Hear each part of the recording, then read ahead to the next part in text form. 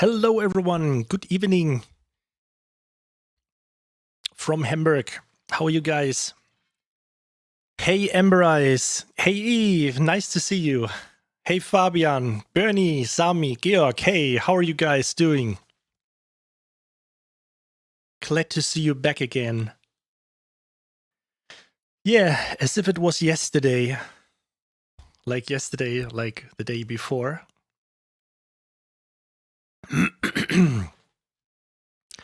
So, before we start composing, hey Ellen, how are you? Is there anything new? What happened in the music world, in the music business? Just comes to my mind that I recently talked about the new, is it called Ferrum or something by Keep Forest, that new trailer library.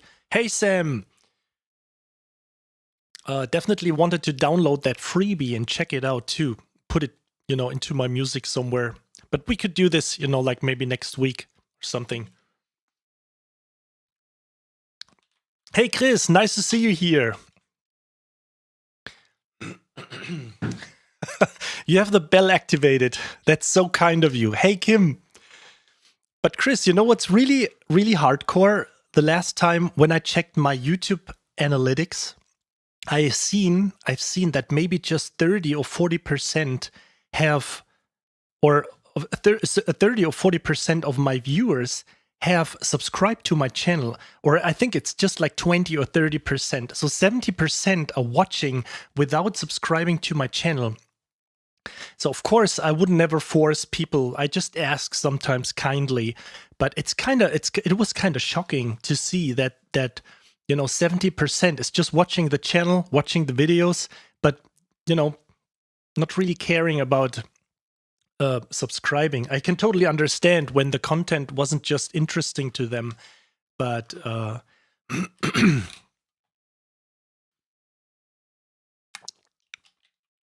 hey Dave, you having fun with Damage 2 and Studio One 5? So I remember you were about to the jump, right, to get Studio One. So I hope you like it so far. Oh.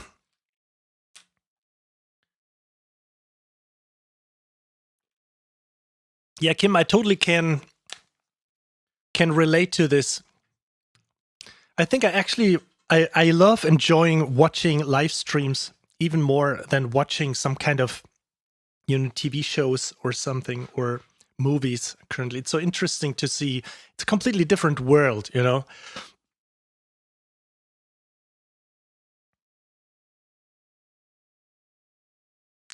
Eve, thank you so much.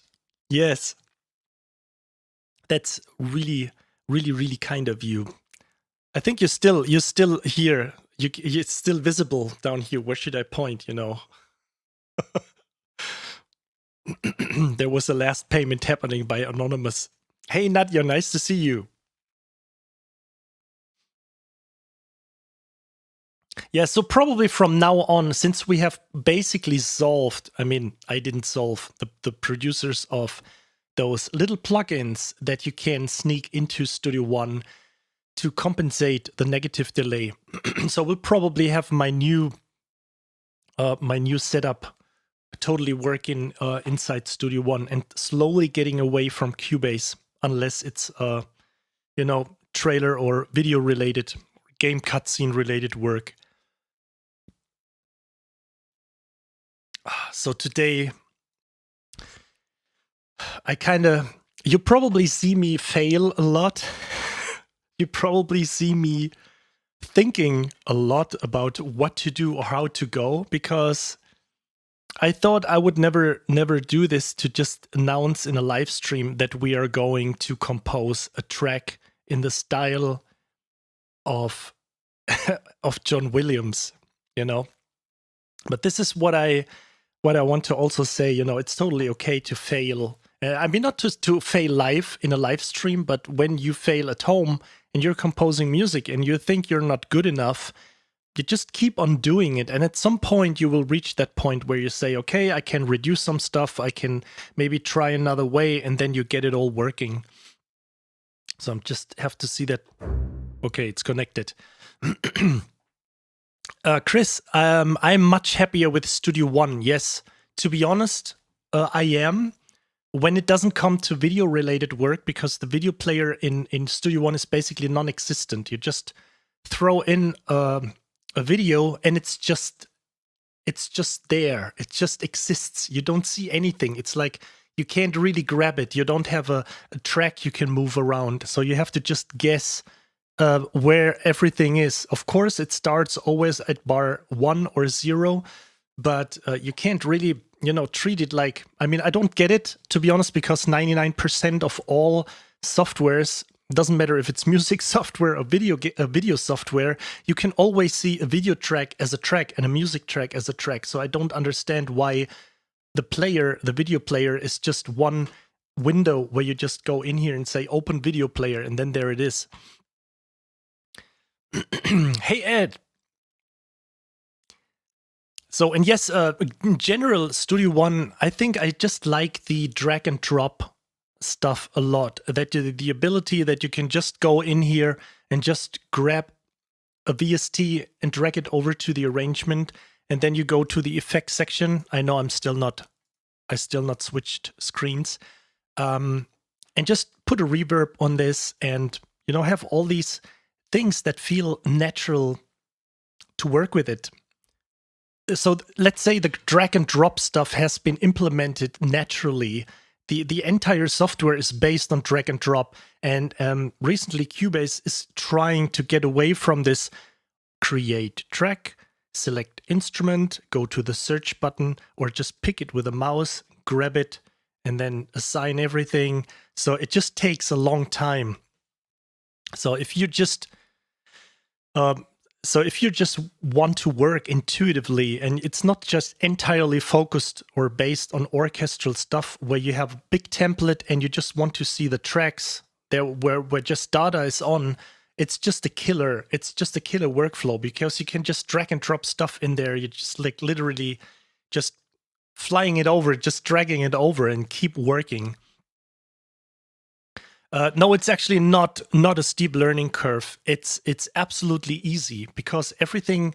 Let me just switch screens, because I sooner or later have to do this anyway. Maybe I'm procrastinating to not get into the writing. No, of course.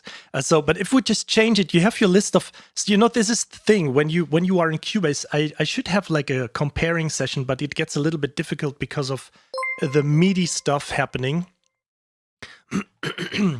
Hey, Dorman DK, thanks for following.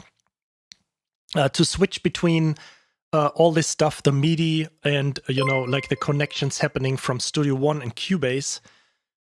And the Stick, thank you so much for following. It's really great to see. We're just live for like 10 minutes and 2 new followers. I really, really appreciate this.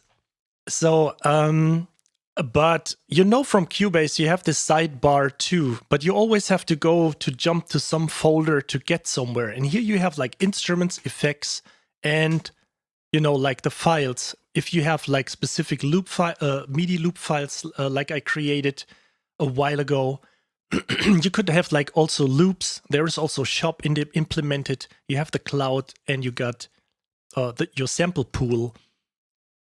So, but you don't need all that stuff. The most important thing for me is files, instrument, and effects. And you can even control it with F6 and F7. So you can easily jump around between effects and VSTs. And if you just like something, you can add it to your favorite folder. And then you just go there, and you have all your effects folders.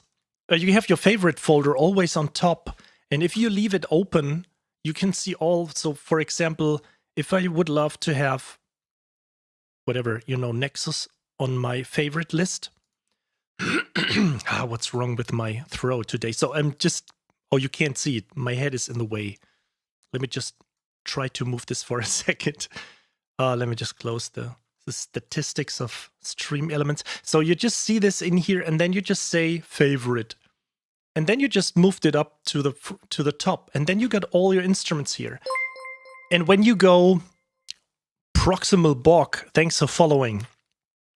And when you have, for example, you open an instance of Contact and you save a preset, And you can just open this here, and then you have your preset list in here. For example, Nucleus Strings Ensemble Spiccato patch. So I drag this over. Let's do it for a second. Blasphemy! You're working in Spitfire audio, BBC Orchestra, and you open. No, just kidding. So, and then you just see this. Oh, I still have a little bit of latency. I think I have my. Let me check the limiter because it may be still on, yeah, normal latency. Let me put that to low.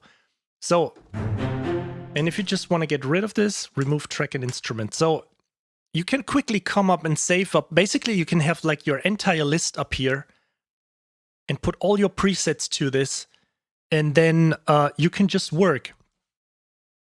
Hey, Darren. Good to see you here. Hey, Kyles. And Smats. Thanks for being here. Needs to break out the massive muck again. Yes, I know. But actually, you know what's funny? I quickly have to show this to you guys because I did something yesterday. I couldn't resist doing this. I added something to my store. You're curious what I added to my store? I couldn't resist. Maybe I have some other ideas for designs because I don't want to, you know, press someone to my... I think it's actually not a big mug. I should have probably like a big coffee mug, but I just felt like designing my own mug here. Isn't that beautiful? Okay, that's it. Sorry. But you started with mug. So a big beer mug. Yes, a big German beer mug. That would be funny. I decided, you know, the thing what came to my mind is what can you write? What words can you write with notes like C, D, E, F, G and so on? And I just found out that you can write decaf. And to be honest, yesterday I sat down and designed like notes like doing decaf and put it on a coffee mug. But then I started like thinking, who the fuck drinks decaf? You know, especially when you are a composer, you just want to have as much as caffeine in there as possible. Ambient Dave, you would like a big liter tea mug. Yes, like some kind of Vikings, a beer mug. Yeah, you see, there you go, all black coffee, right. I don't drink it black, but at least I have milk. But for me, it's just espresso. So it has to be strong, kind of, you know. Or you drink decaf because you drink so much coffee. Yeah, I'm happy that I disciplined myself down to one mug in the morning, and that's it. And I don't drink coffee because it's so strong.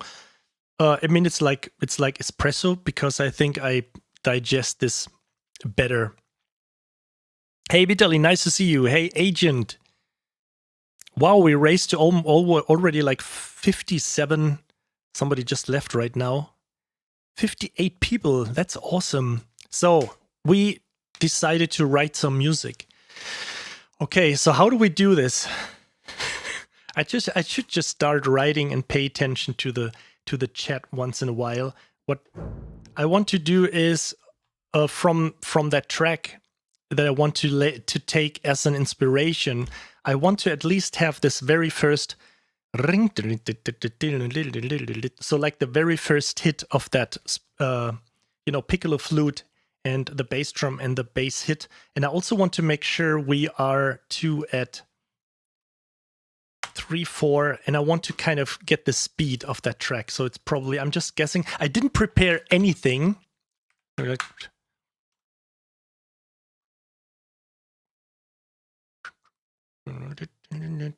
it's like 150, so maybe we can make it a little bit slower so I can play a few notes better. Yes. Okay, so I will just start writing. As I said before, I didn't prepare anything. I just want to go with the flow and see how it goes. Maybe there's a lot of thinking involved. Maybe I distract myself with talking.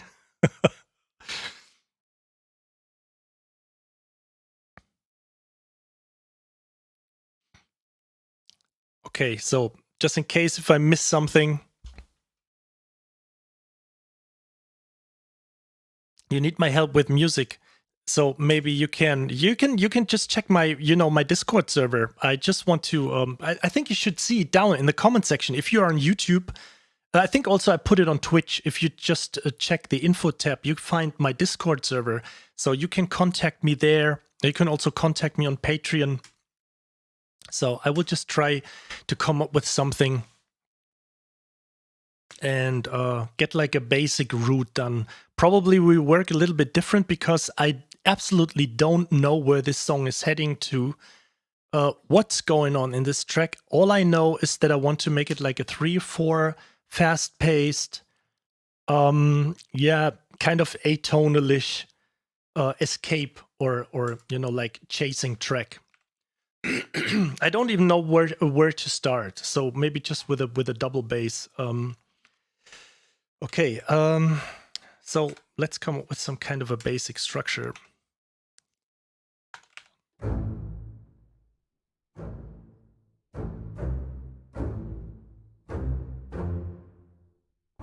So let's do something like this to get like a basic category done, or basic figure, structure, whatever.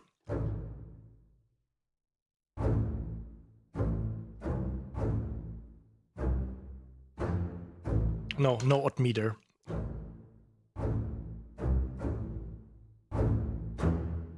Okay, let's try something, whatever.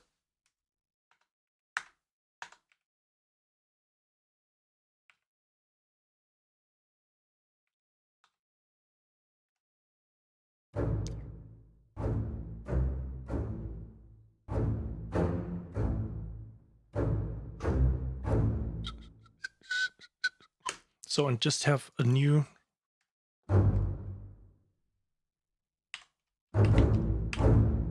something like this. Maybe it's a little bit too much.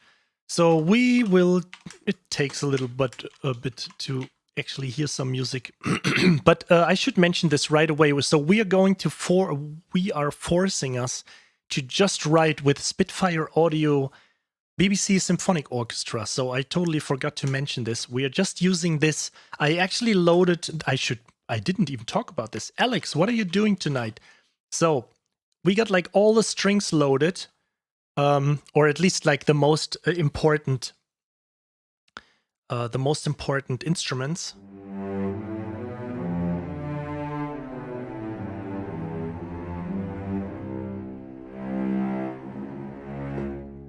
And we got all the brass in here. I'm a little bit disappointed by the brass, to be honest. I mean, it kind of sounds cool, but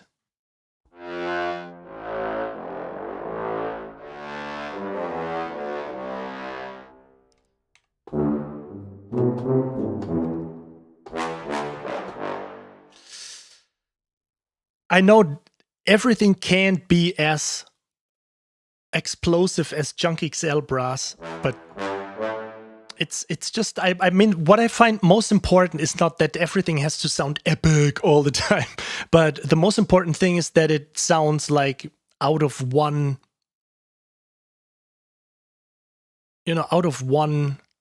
how do you say goose? So it's like out of one pot. It has been cooked, let's say, so to say, it has been cooked in one pot, and it's like a meal, and that makes sense room-wise, stage-wise, and so on. Yes, so that's probably, yeah, you can put it simple like this, Kim. Got a nice sound, but it doesn't have a huge dynamic range. I think probably maybe it's better in the professional version because this is core. This is just the core version. So we got like, but I really love the woodwinds.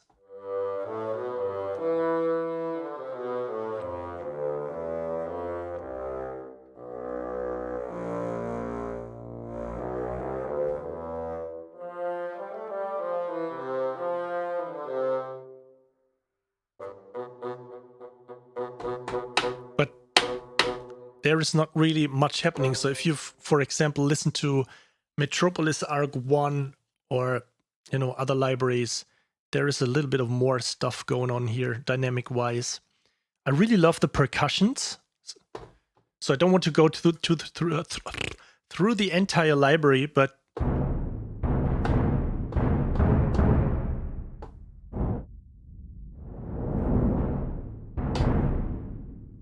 Yes, Pro version. I mean, during the sale, it's, I think, like 600, but usually it's like 900, but I couldn't justify like $1,000 for just having it. You know, usually I buy stuff when I really like it and use it, and I'm convinced that I will use it. I would have been convinced by hearing BBC Orchestra, but I'm not really sure if I would need it, because generally, you know, I'm a happy man with all that stuff I currently have already, but I couldn't just resist. And the funny thing is, I bought it like probably 3 or 4 days before the sale happened. So makes me even a little bit more, you know.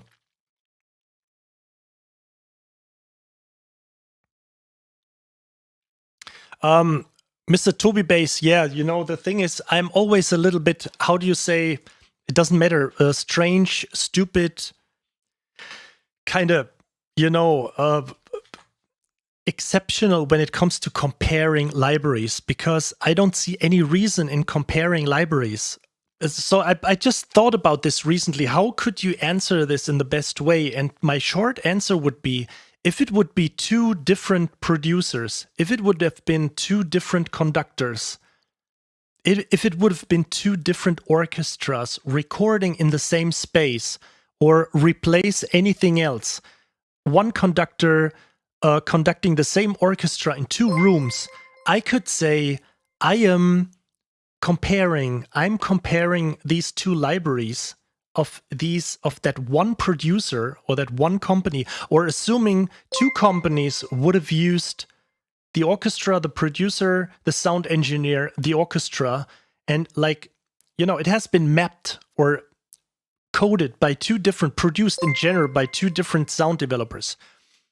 Oh, what's going on here? Serious Mastering, thank you for rating my channel.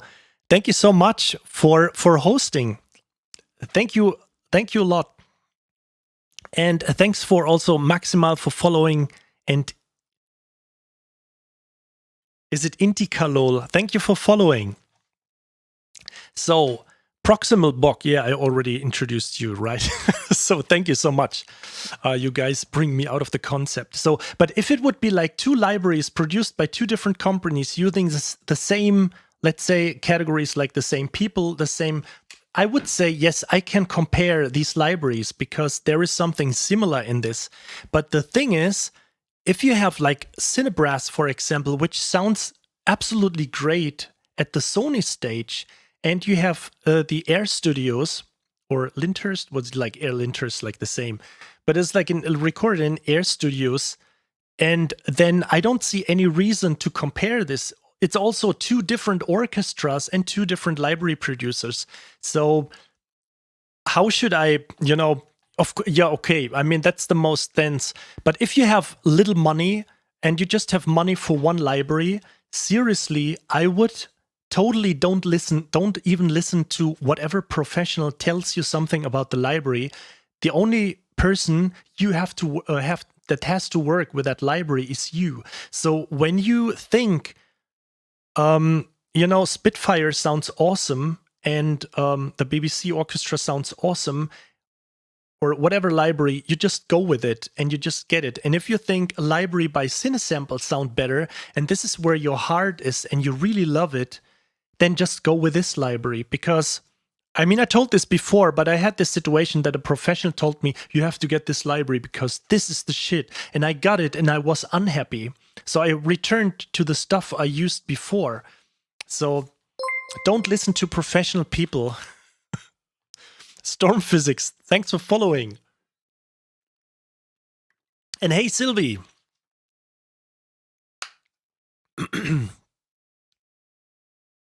Hey, Proximal Bog, yes, thanks for sending me that song to Discord. I will truly have to say I'm pretty busy, but I will check it out as soon as I have time. But you also have to be, you know, aware that I always have to prioritize the Patreons when they send stuff in, and you know, to spend my time to just take care of them. Yeah, no, we're just doing something different today. I'm not doing it yet now, or I'm doing it live right now. If we have we will definitely have a listening session to your tracks. but right now we're just going to compose a track with BBCSO. Hey, Dragons Music, how are you? Okay, so I just tried to continue writing. So what do we...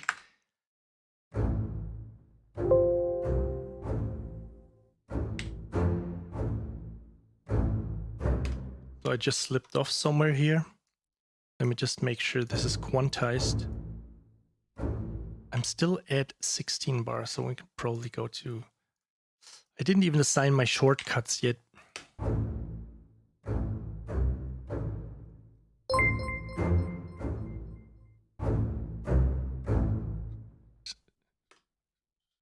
Okay, so I want to come up with something right now to indicate that there is something like going on with the trumpets.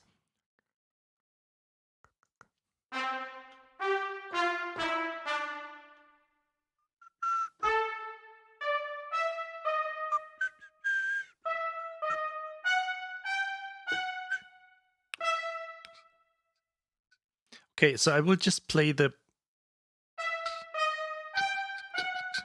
and the rest I will try to program. Why is there always like a... Oh.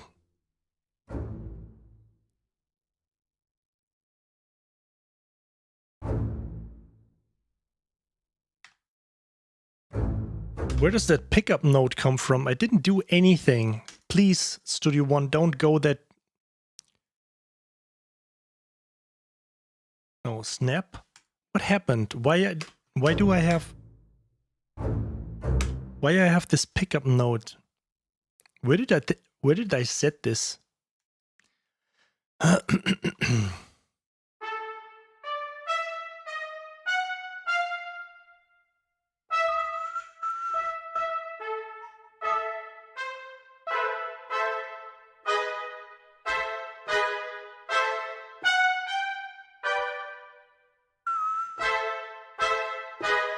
Okay, this is what I want to have the first chord going. Meatback Collector, thanks for following.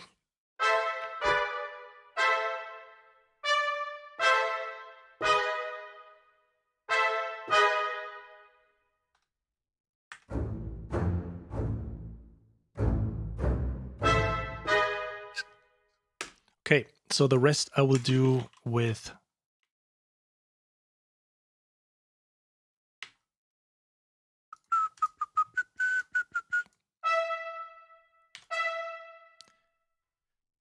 There should be like a symbol here, recording functions something.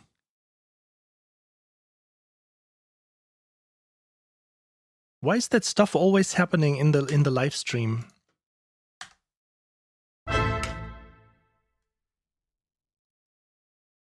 So you guys don't hear the click because the click is not being transferred with with maybe here. So maybe from you guys somebody knows. Omidbeb, thanks for following my videos and now just realizing you streaming. Yeah, I just do it like, I'm pretty new to all of this. I mean, it's basically happening since the beginning of this year, kind of. So it's just like 6 months around.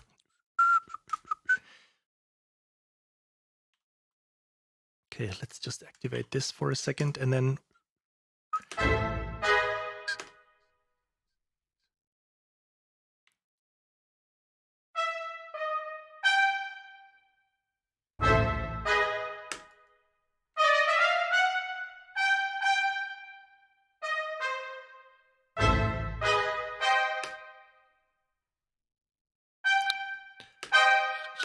Okay, so we have to...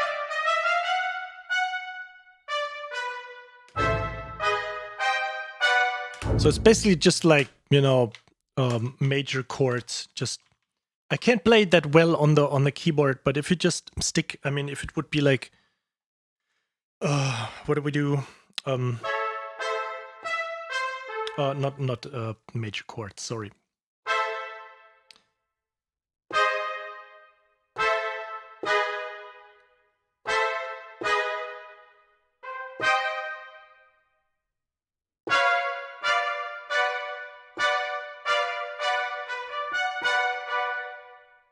They just decide, and not just minor chords right now, but also some kind of flat 5 or something. But for now, something like this. And we want to make it...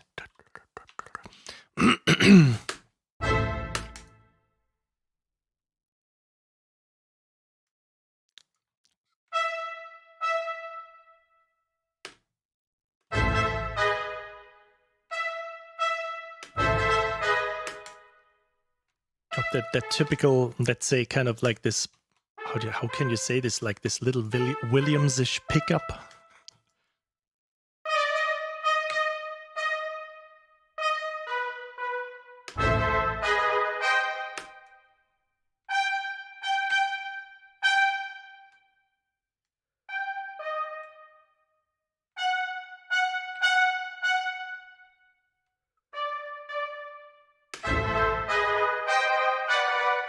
Yeah, so I would probably need more dynamic here on from this library, definitely.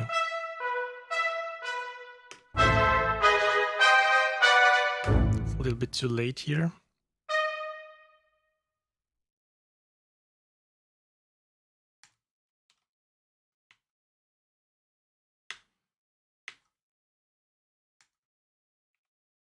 Yes, Kim, yeah, right. To be honest, I don't know about all these, terms and about how they are called or related or what the theoretic explanation is. I just try to hear these things and think, okay, this sounds good or this doesn't. I know that makes stuff not easy sometimes, but I think I would prefer the way of hearing it, what is going on, than just be able to perfectly understand music theory. And I'm not really sure if I would just practice more on the piano and getting better, that my music would actually be improved. I would probably get faster over time. But I just have to find out why the recording is constantly picking up. So I have to have like the recording. I think there is like a recording setup somewhere. I just have to find this.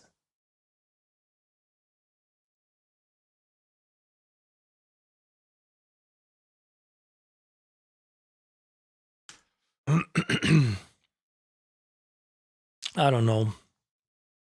Oh, I think it was like, no, it was like below here somewhere. You could open a tab.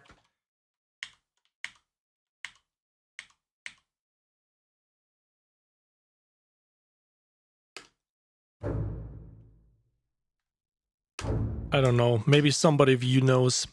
I'm just looking that when I hit record, that it just starts recording right away and not picking up the 3/4 bar from the very beginning. And I actually can't find right now what is going on, where that feature is hidden here. Sometimes I know that there is like a record setup in the lower a record setup in the lower section here, but I can't find it right now. View. Oh, here, record panel. That's it.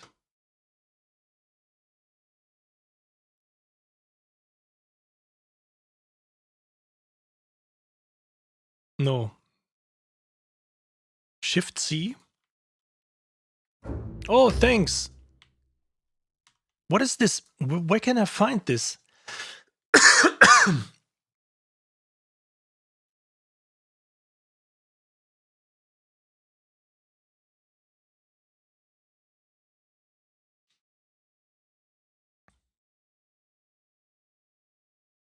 So it's, yeah, metronome settings. Sorry, Shift C. So but I just have to, maybe I have to just press it again. Okay, now it works, but let me just check the... It should be somewhere here. So this is funny because when I hit record or arm, what Shift C actually is. In the down bar, the metronome. On the metronome settings. metronome setup.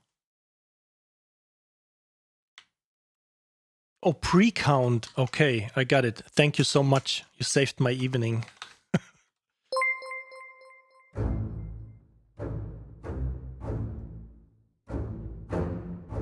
Okay, so let's start. Let's continue here. Okay, so I said one thing. There's actually, I'm just copying a little bit, but just out of my brain.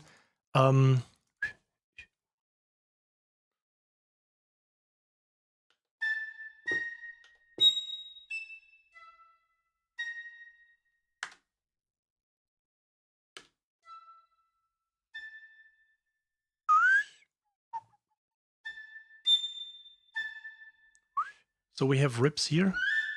Okay, that's perfect. So let's start the track like this.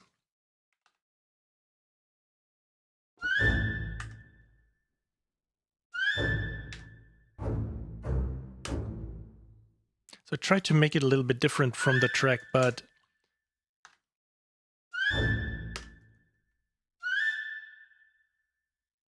and let's add a bass drum so we got a little bit of drama going on right from the beginning. This one bigger or this one?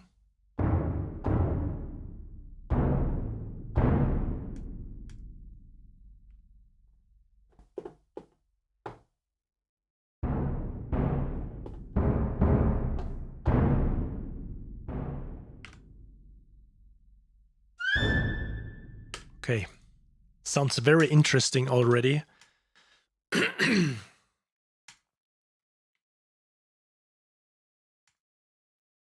Yes, I know. You know, the thing is, non-functional means that the chords are not related. I get all this. This is what John Williams does. That he just adds like I could play it on the guitar, so you just have like lots of major chords behind each other, and they don't make sense in a related sense. But in a way, you know, when I'm writing, I just don't care about or thinking about or trying to think about all these terms or if it's like called a sforzando sample or you know even a crescendo or decrescendo, just tend to do things.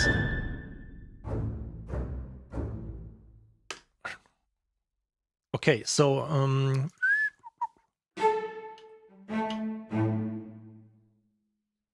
let's start with a spiccato violin like this one, the first one.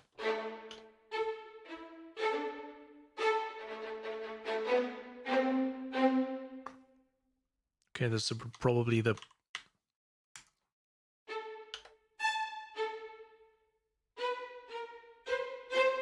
okay, I don't want to make it exactly like the track, but I don't want to copy this here, but just have to come up with something that makes sense in a...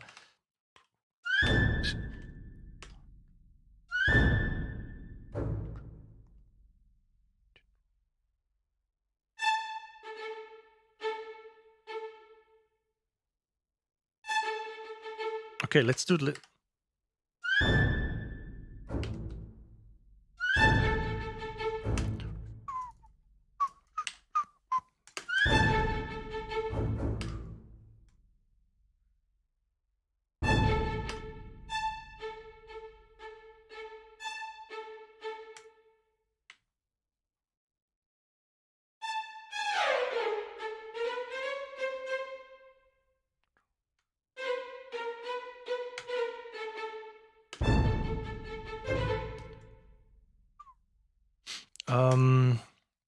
We should use the legato stuff for this.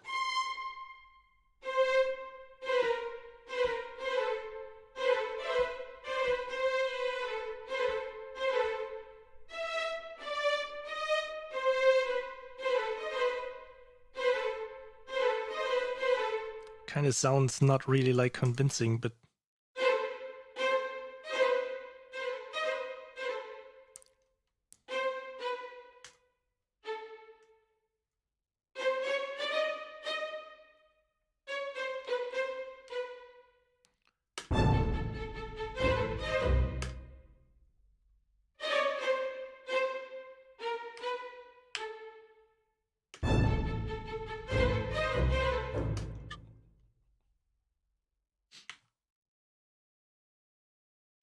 Oopsie. Freeze quantize.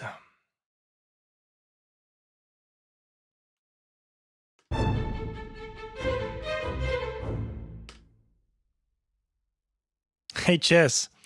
You have to blame me for putting me always in the position between either watching your stream or composing myself. Yeah, you definitely can blame me because I think I'm totally to blame because it's like the third time this week that I'm streaming. And I mean, simply because first, it's so much fun. Ridorio, thanks for following. And I also missed the Basement Studio. Rumar for you. Thank you also for following. I just wondering that I just got familiar to that bling sound that I don't hear it anymore, which is kind of sad because I just want to greet everyone personally, you know? Yes, so I was just I'm streaming like for the third time this week because there was so much going on. Monday we had like the emotional violin, viola, cello. I should just probably post this too. If you just want to get into the giveaway, I should be fair and mention this. Because there is still a giveaway running, so I post that in here. And you can still sign up for this one. I think it still runs until next week. It's actually running, I think, till Sunday. Well, you should see that when you click the link, how many days are left. So it's still 4 days left.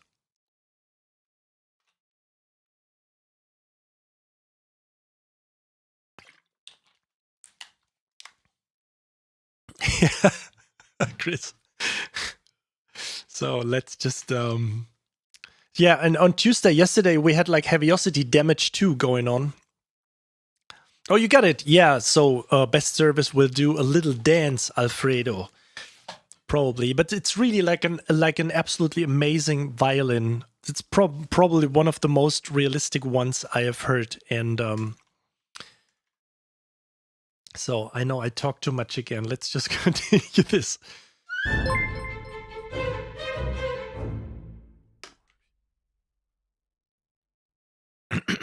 Okay.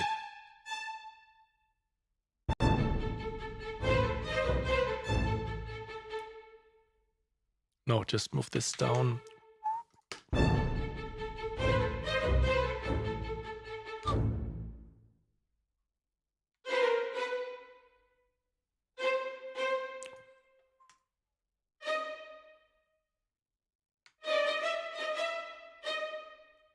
Oh no.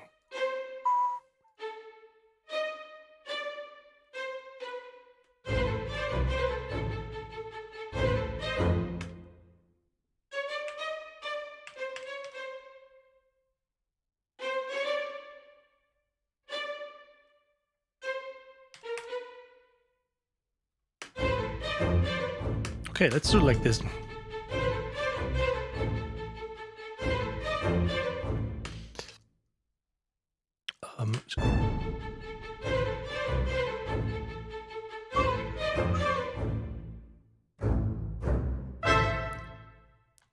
Let's use this one here too. So I'm just trying to build the structure first, and then, as always, just go somewhere into the direction of making it an actual piece of music. But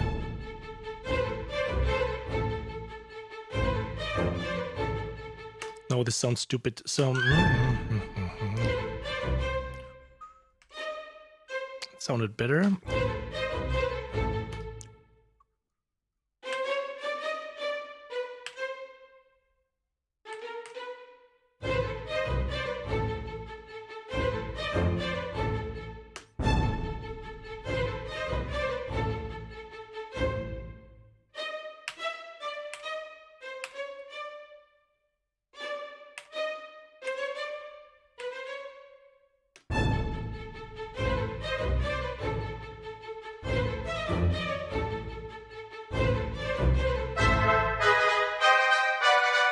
Kind of like this. So we get the idea.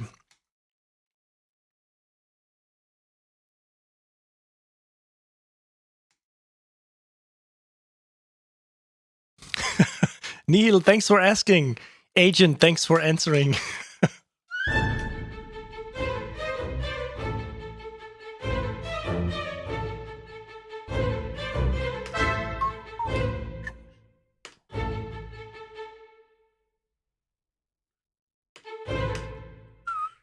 Um,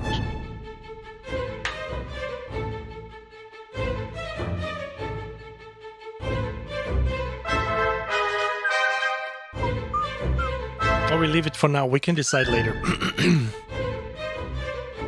Definitely has to be a bit faster.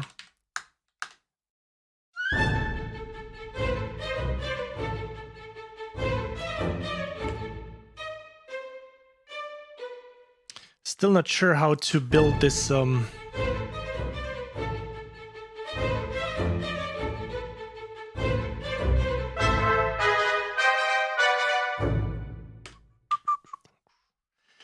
okay, let's fill this up a little bit here.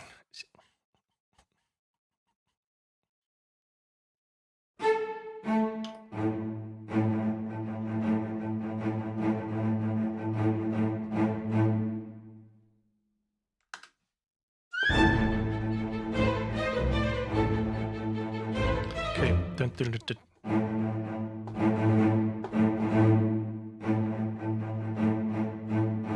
let's probably play this.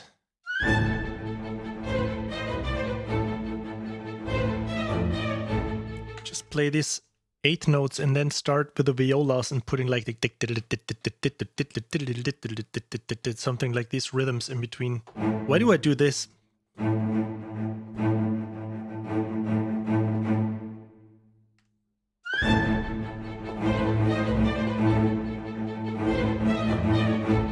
Okay, something like this.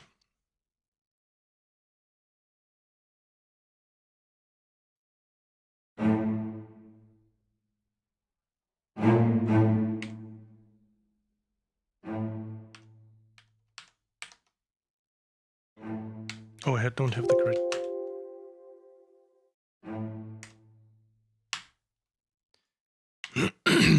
What? What are you doing?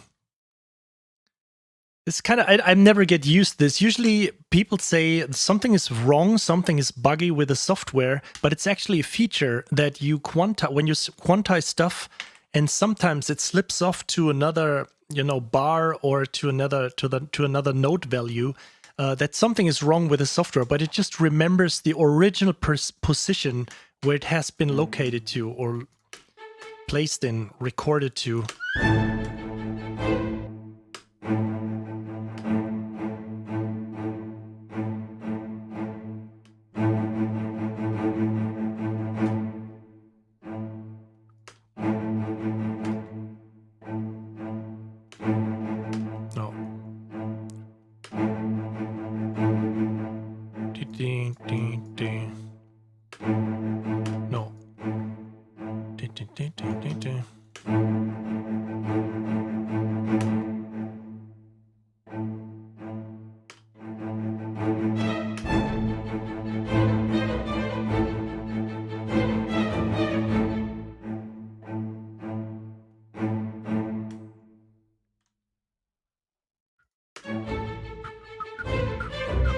One more.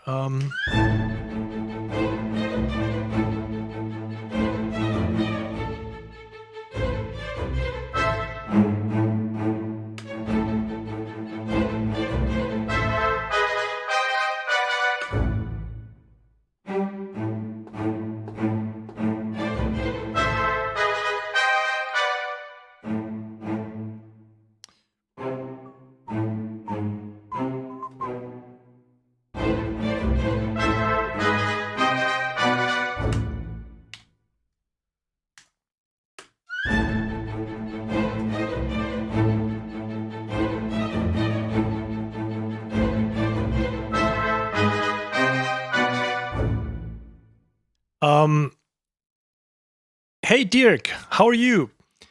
Kim, let me just answer this question to you. How did you get managed one articulation per track? I can load multis only. Let me just quickly show this to you because I was struggling quite a bit. I'm also someone who doesn't use key switches. I simply hate them. Don't ask why. I don't know. So what you can do is when you go to that little, let me just load a new instance. That makes it a little bit easier to understand what is going on. So if I just save the track, so I just save an instance of BBC Orchestra, it just loads up with standard with violins 1. So what you can see is all these multis here, right? What you can do is that you just hop over to that little sign here, and then you see all the articulations that have been used currently. So if I just wanted to have legato, I just get rid of all of these. And then you go back and save, and then you just have...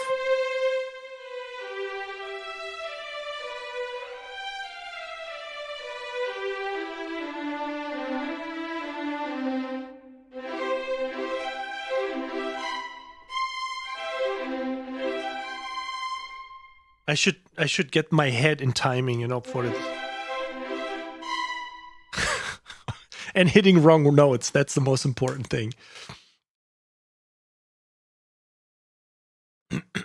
So I hope that makes sense. Yeah, so this is basically what I did. I just loaded like a bunch of let's say like first violins, and then just went there and opened this. And I mean, it took like an hour or something until I set up the entire template, but it was worth to me, you know, because I definitely don't want to spend any time with working with a template, with working with key switches. It's just horrible. So let's just open these. I know I could do these. Okay, so...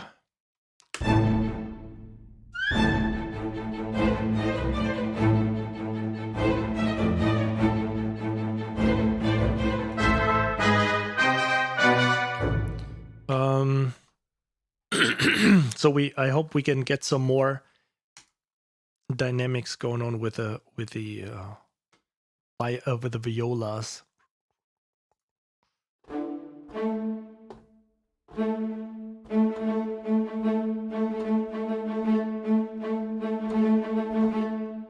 So I just probably have to program this because it's so fast. So I just probably play. Let me just fuck it. Just.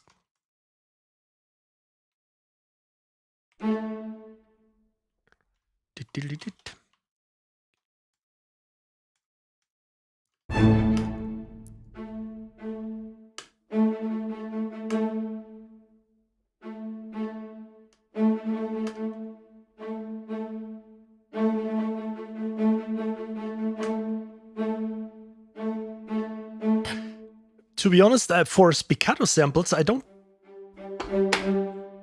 There is not a lot of dynamic option here. I'm not really sure if I do something wrong.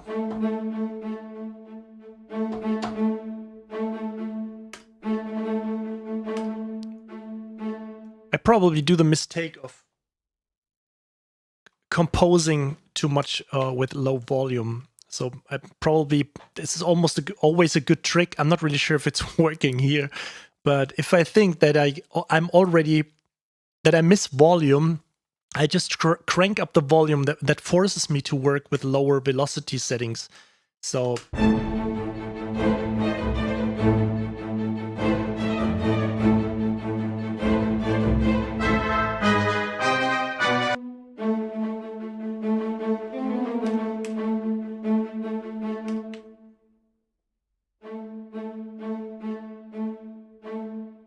But I miss, in general, I miss like smacking spiccatos.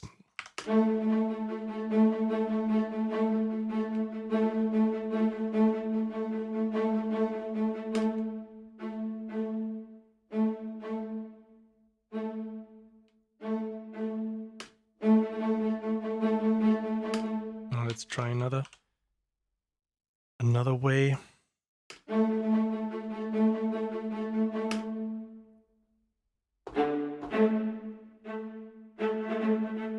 Maybe I should use the staccatos, but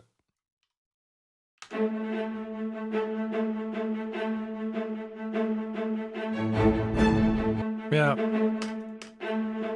works a little bit better.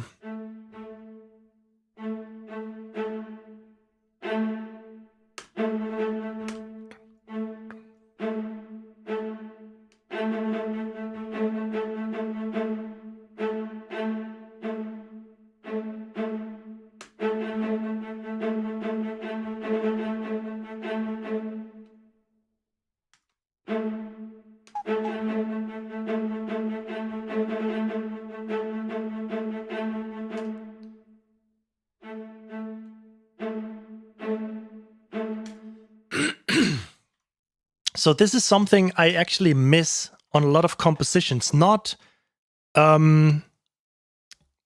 just how do I say this? So I feel that a lot of tracks just going blockwise. They're just making use of 2 or 4 bar sections and then copying this over and then doing something on top and then doing more on top and then, just starting again with the first loop. But I just want to make this track really in the sense of that there is something new happening for at least every 4 or 6 bars or 8 bars. And this is what I kind of miss in not modern music in general, like modern music as in pop rock or something, but with, new composers. It's all 4/4 based, which is totally cool, but there is no storytelling going on. It's most of the time just, this is the entire track and then it's just copied to like, how long does this track has to be? Like, oh yeah, 2 minutes. Then we just copy it and just put stuff on top. And I think this is kind of a little bit, I'm all for, going to a club, listening to techno all night, to trance music. I can do that for 3 hours, 4 hours, no problem with it. And then going to another club and listening to pop music and rock and metal or whatever. But at least I miss when we compose music, when we do it, especially for video games or movies, that there should be something going on, what makes it a little bit different, a little bit more interesting.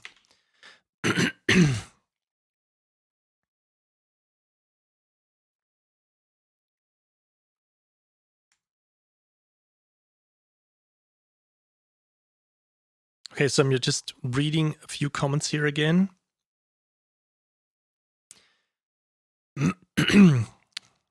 Oh, David Koskina. I'm not really sure if I said it right. Thanks for being here. Thank you so much.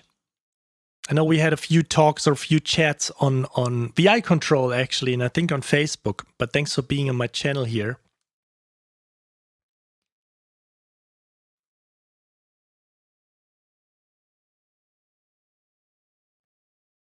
Man, you got 3 expression pedals and it's working perfectly. To be honest, I still have I already have trouble to play with, 2 hands. But you lost my video? No, I should be here. I got no dropouts, so it should be something on your side. Because I still have no dropped frames. Yes, minus delay also is pretty great. To be honest, I have to say there is one plugin. I can quickly load this. I find a little bit more comfortable using. But I forgot. Oh, it's here. DMG Audio. It's track control. And if you just put this on here, on a track, you get like a really fancy layout. And you can just quickly go in here and say minus 150. And you got it set to minus 150. Because the problem with minus delay, and I know I introduced actually minus delay in my video, but I like this. Why do I always want to say DMR? Because it's a sniper rifle in Warzone. This is, so, but it's DMG audio. DMG audio. It's like damage, okay? Alex, damage, DMG audio. Okay, so this is called track control. It's also free. All you have to do is register at their website with your email address. They hardly send out, and I think I signed up like 2 or 3 weeks ago, and I didn't receive anything from them. So it's completely cool. Thank you so much, David. So you're leaving already. So thanks for being here. Enjoy your work, hopefully.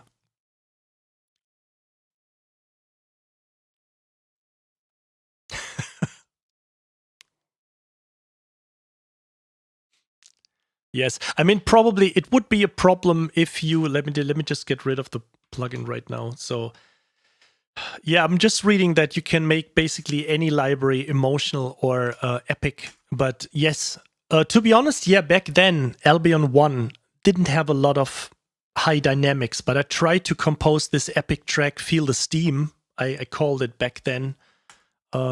Actually, I think I remember it had more likes and watches than any video I released today. It's kind of funny how the algorithm changed and everything. Yeah, I'm sorry. I say to Roth. Roth. Yeah, and next time you're just using this, I'm telling you that there is even a better plugin that you should use. So maybe we should just also, maybe I'm just having this. Yeah, I should probably think we should change to staccato here. Oh, I like that much better. But usually I use spiccato samples because it's like that dipping. So maybe we have to really saw that wood off. Okay, so just let's like, yeah, I just like this better. Okay, we're getting there. This sounds way better. So maybe also for the...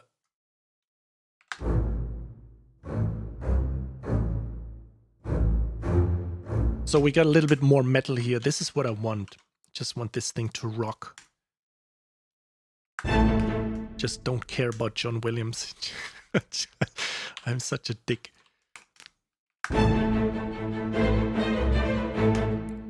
Maybe we can get also some more realism for the...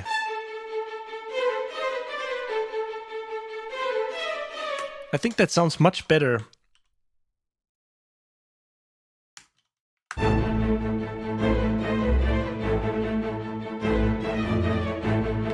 Okay, so I don't like that we just have to work this. So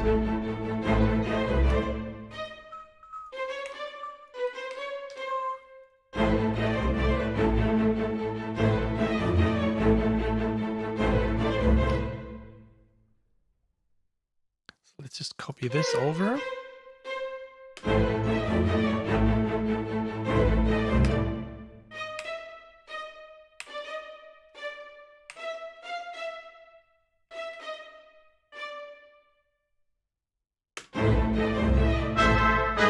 Let's make this chromatic at the end.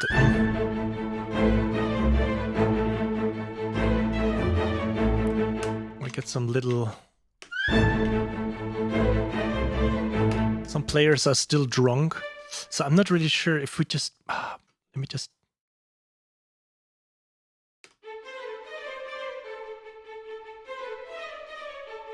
So I'm on the legato track right now, okay? Okay.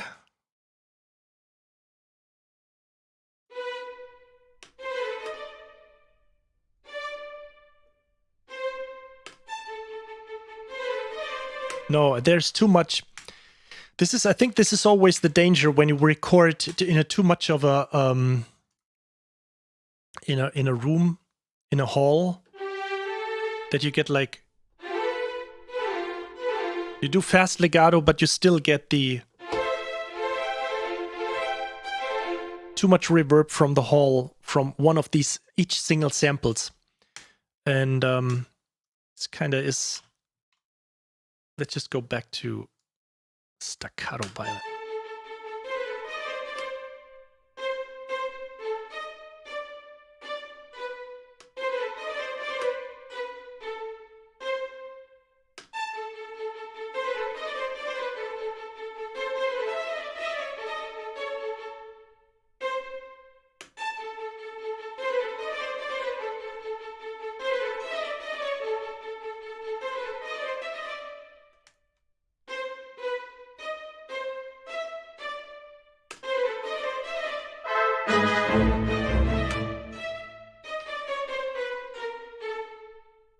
Okay, make this.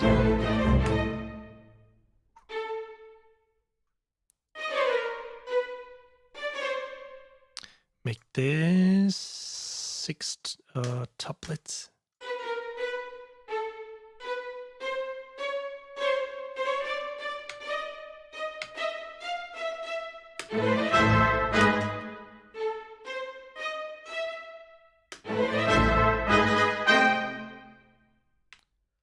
I think we're getting there. It's kind of starts to sound decent. This is the target note already. No, what is it where I am? It's E. Okay, so we have to have this as a target note. So I have to make it quintuplets, or we just have to...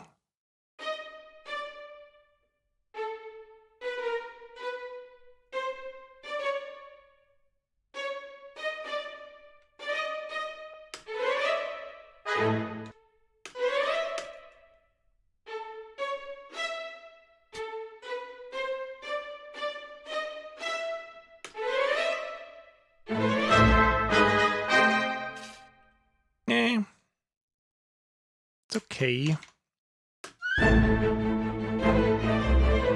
What I really like, I just have to, Chris, just in case, Mr. Chris Hilsbeck, just in case if you're still here, what I really love about the new Studio One 5, if you just hit save, look how fast it is.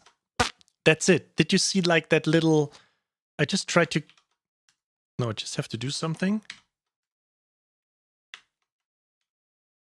So this was, you can't even see the saving window, and I got all these instances open. So let me just check pretty quickly how big Studio One currently is. So I'm using, just 6 gigs. Just 6 gigabytes. Okay. Yes, okay, but that it's like 6 gigs, it's saving pretty quickly. And I think they did something that you just see the window opening and the rest of the saving happens, some kind of a cache thingy in the background. This is so awesome, especially when you think that you have like a big template and you're working in Cubase and it takes like 5 minutes. I'm just exaggerating. So, but it takes maybe like 10 seconds to save a track and then you're sitting there. But if you do it like this, you just hit save and that's it. And then you can continue working.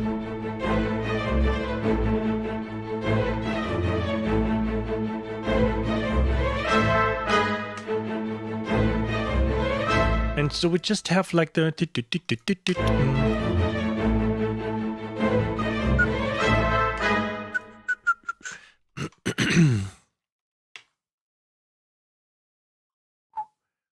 I'm hearing something from the horns.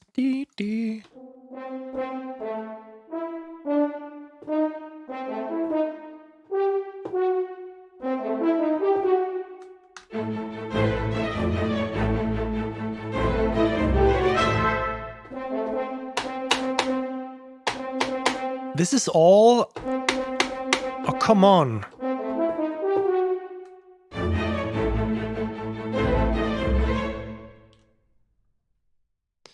I mean...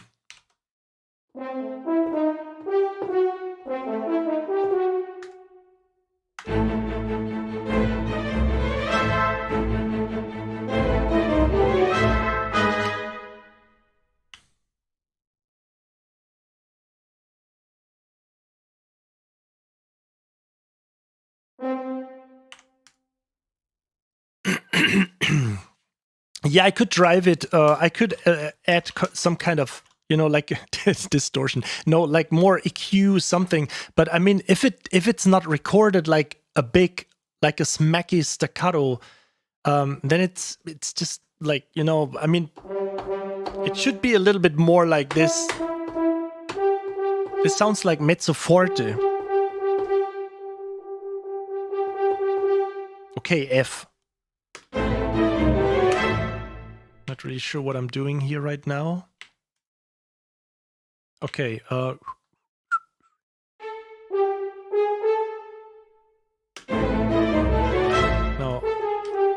So we should make this...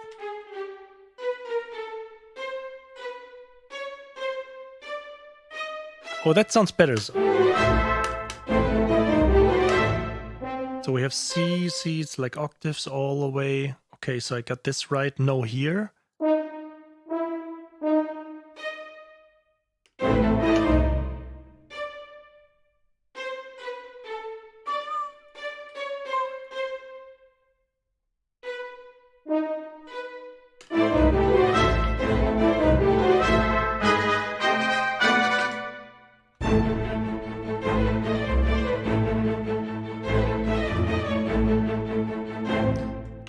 Don't like this one here.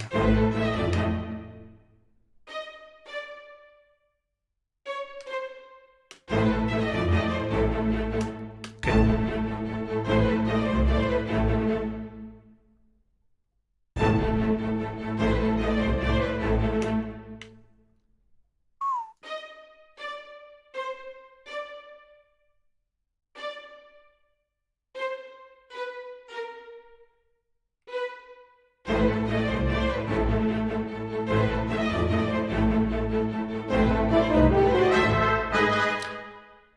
Oh, sorry, horns. This is like not, this is like, you know, maybe I should.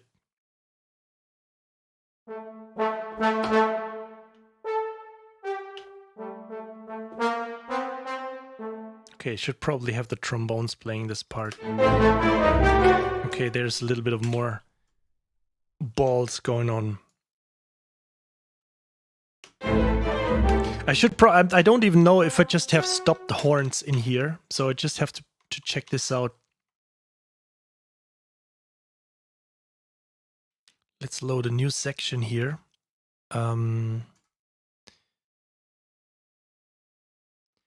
Let's check out what's in the horns. Sounds like a rap song. What's in the horns?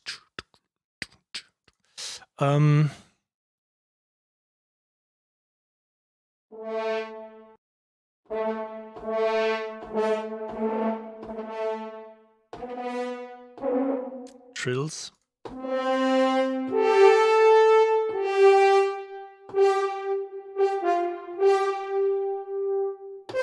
Why?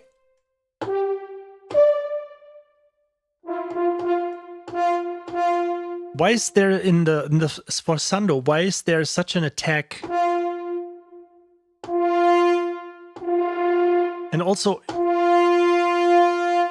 in the cuivre, but not in the staccatissimo.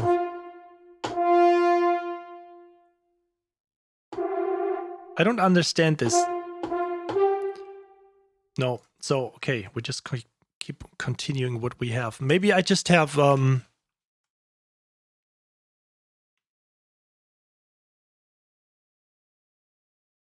yes, Chris, thanks. Yes, Control Alt and S. I use that all the time, so you can save with continuous numbers. But you still have, if you have a big session, you don't have the autosave or the saving process in general happen as a cache process in the background. So as I said before, I'm not really sure why the window is here. But if I hit Control S, it just goes like this, and that's it. Even with like 6 gigabytes in memory. I'm not really sure if it will take a little bit longer the more we add, but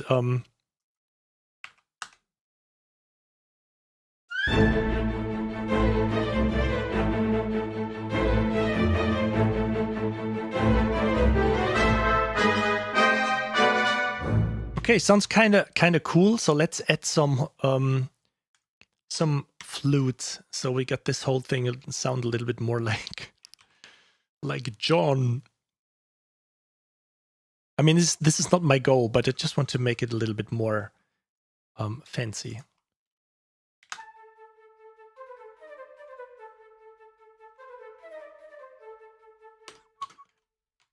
And all those children in the garden playing. I just want to.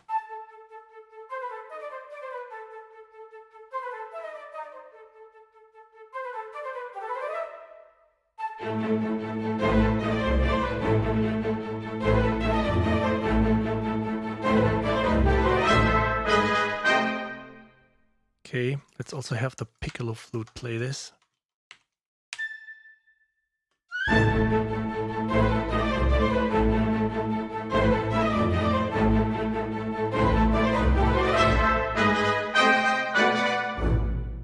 Okay.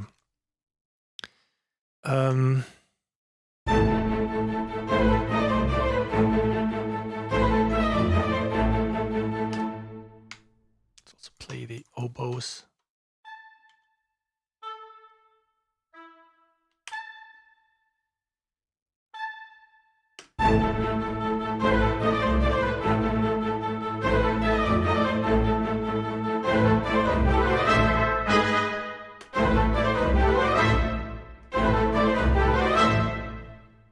Doesn't even sound good.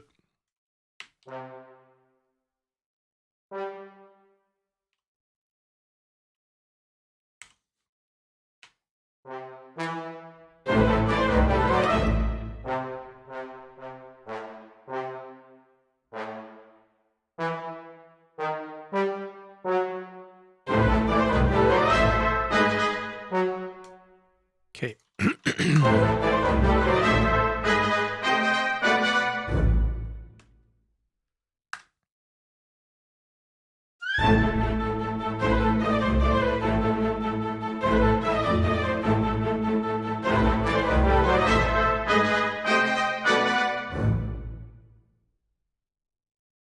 Yes, like octatone stuff, Chris. Yeah, definitely have to get some parts into doing playing around with that diminished stuff. So how do we continue this thing here?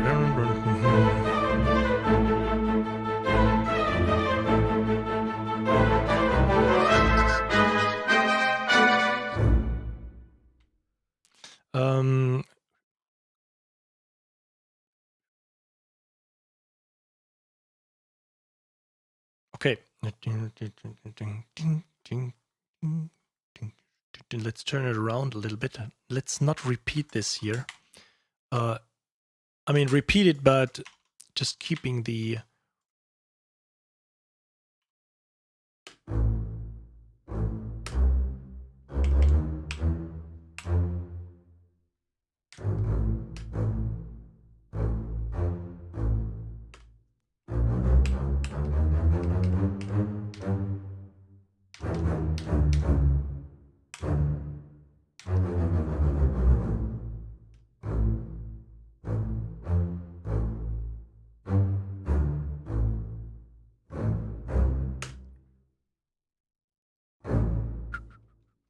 Let's have another part like this one before here, but different. But so that we basically have like these patterns.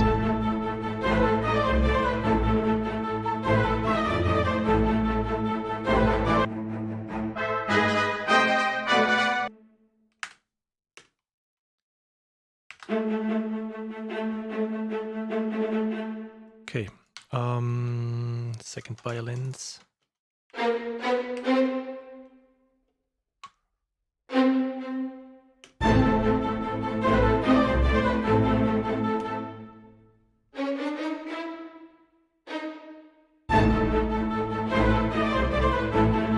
Yeah, don't like it. Should probably play the same.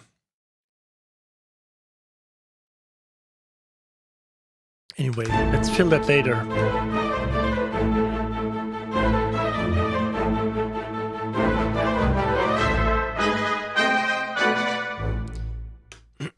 So, and then let's move on.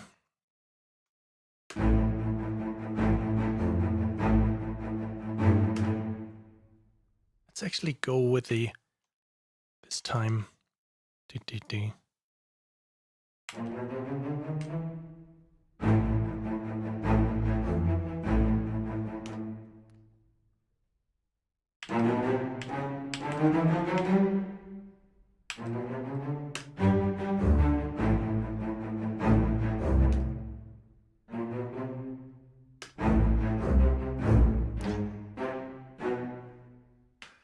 Okay, let's move this further up for this part.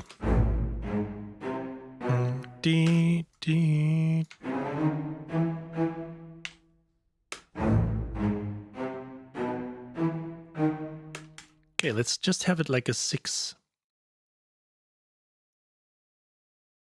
3-bar, 6-bar theme figure.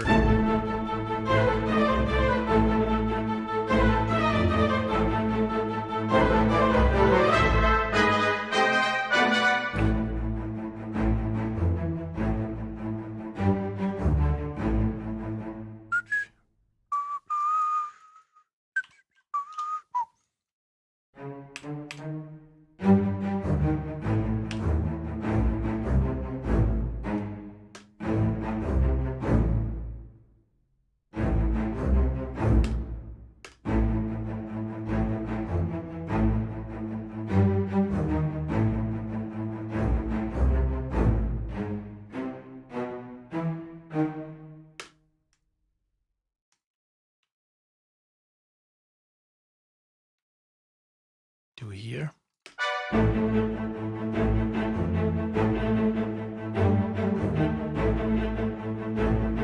Let's go a little bit more intense and just have this, these repetitions going on for every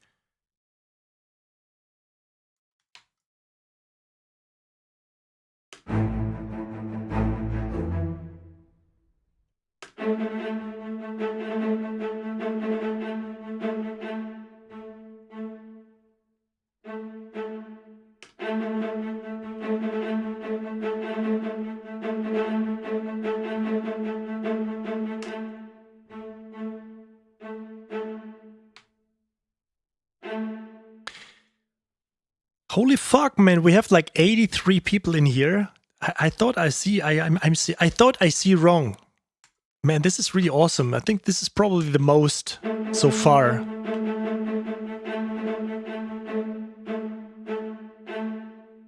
Okay, so we have 2 more here.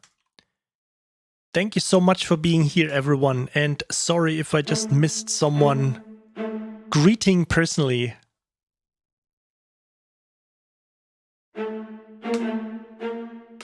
Oops.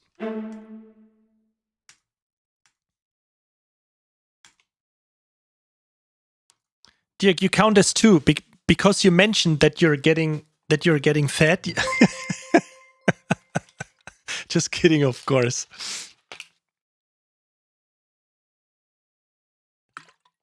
Janesk Music, thank you so much for following. And Wet When Watered, also thank you for following. Redorio, thanks for following. Why you the basement studio? Yes, I greeted you already. Rumor for you, I think. Also. Okay.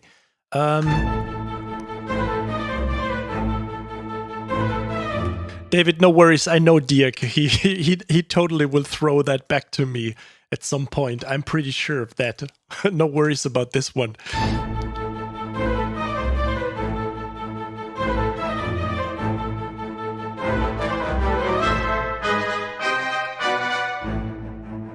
Okay, so what do we do with a violin? It has to be more interesting.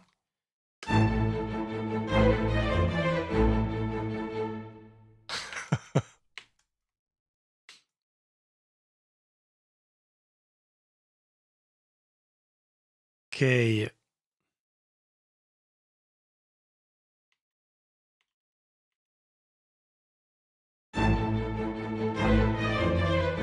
Okay, so we went on to no.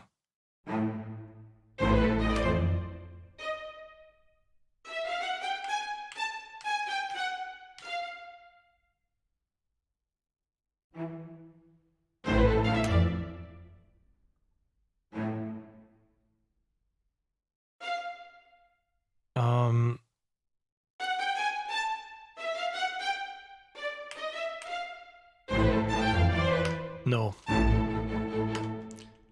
Doesn't sound good.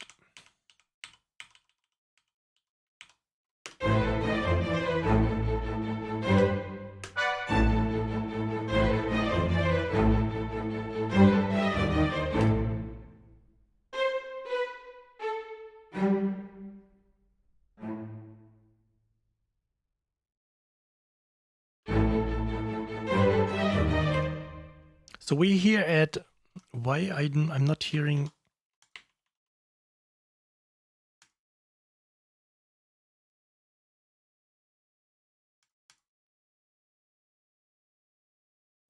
The violas are dead. No, they aren't. I'm not hearing anything when I tip the note. What is going on here? Hello? Why are you playing? Huh?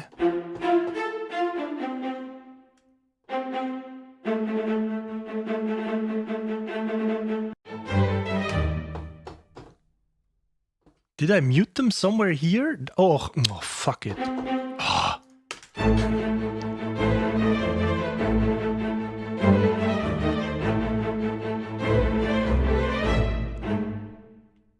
And also, I don't know why the position, the marker is always jumping back to this spot here.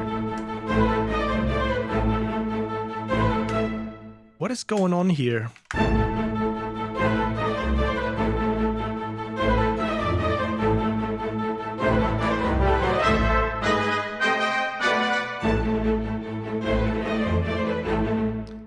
No, I can't repeat this. This is unworthy. Okay, let me just think.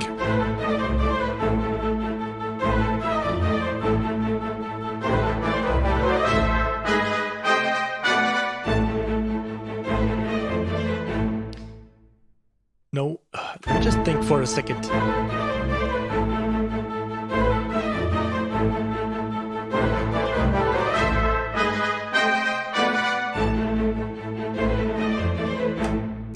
just have to change.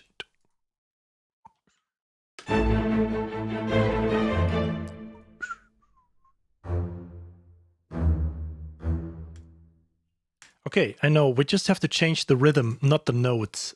So it's dum, dum, dum, dum, dum, dum. Let me just quickly, so I'm not getting confused, delete all this again. You're throwing it all away. Why are the locator always changing? What is going on here? See?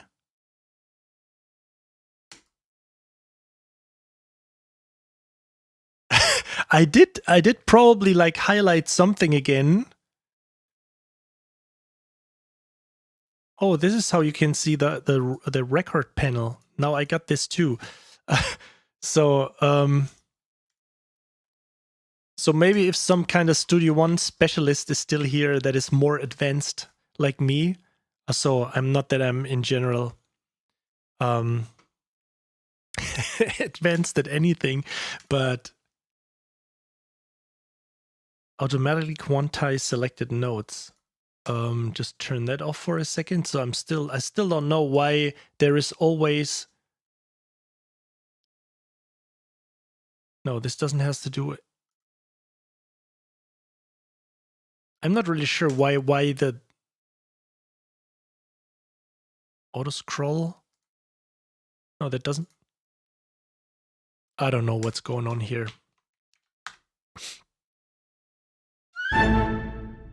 I don't work with a scratch pad. Don't remind me of the scratch pad. This always happens when I work, and then at some point you hit V, and then the scratch pad opens, and it completely makes me nervous because I don't know what, you know, like, to be honest, I love Studio One, but I don't know what I should use the scratch pad for, so that I can quickly sketch something out. Yes, I know, but I have like this entire arrangement window here. I have so much space. I can just throw this around and bring it back into the session. Maybe I didn't understand the entire content. Dice fill, sorry. Okay, transport options, and then a loop follows the Control Alt P. Why did I? Okay. Thank you. Why did I have this activated? I think I have P for. Right, I have P for selecting the parts if I want to copy something or render something, but.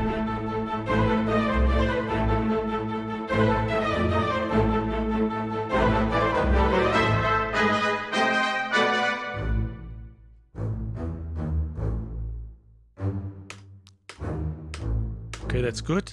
Dun, dun, dun, dun, dun, dun. Okay, we just have like, hey Tom, 7 Years Foe, hey, how are you? Binocular, I didn't say hi to you. Thank you. Eric Reiser, thanks for being here. Yeah, Cubase. Don't remind me of Cubase and all the weird stuff that is going on there. This.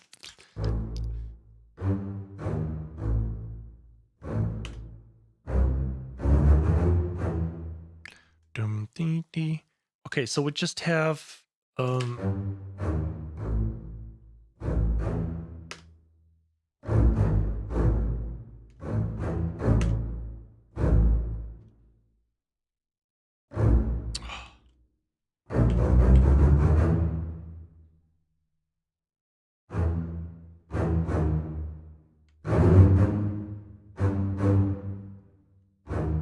something like this. Dun, dun.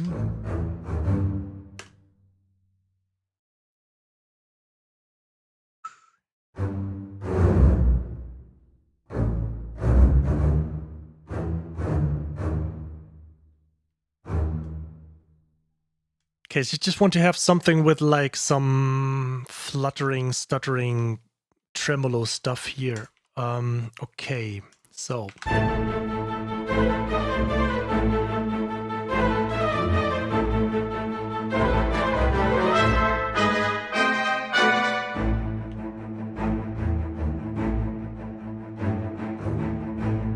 Okay, so we have to change the rhythm here. So I know this is pretty boring to work, but I just want to pay really attention to everything what is going on here.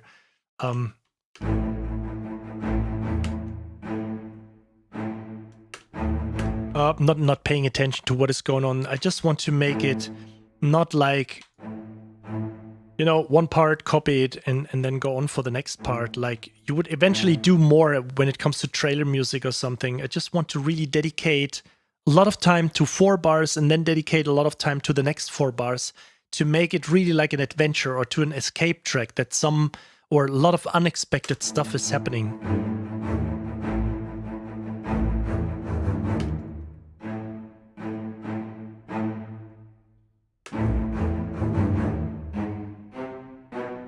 Also, we have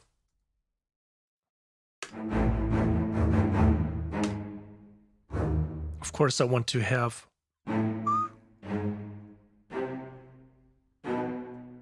and I also accidentally deleted this part that I wanted to D.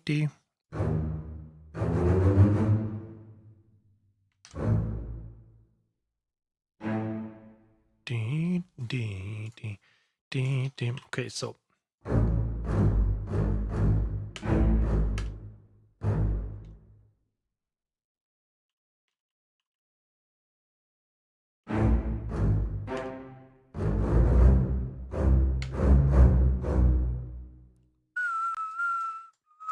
hit this.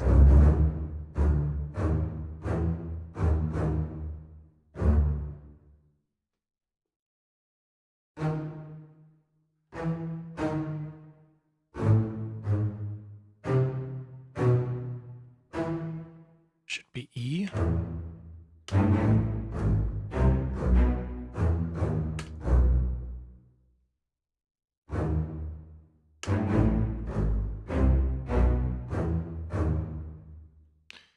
Okay, this is what I had before.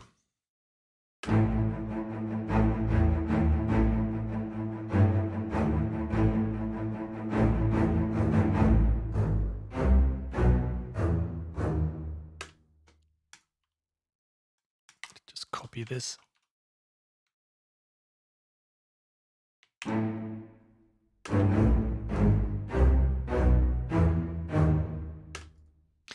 But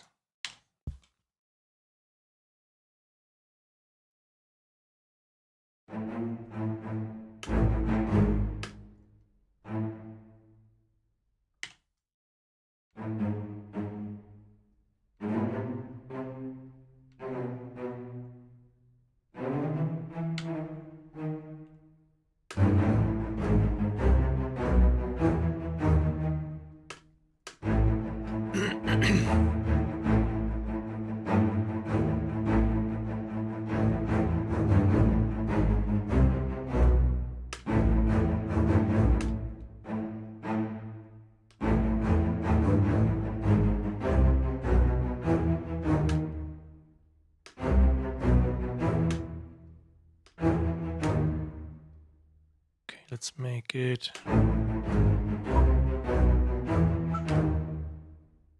Let's change the rhythm here.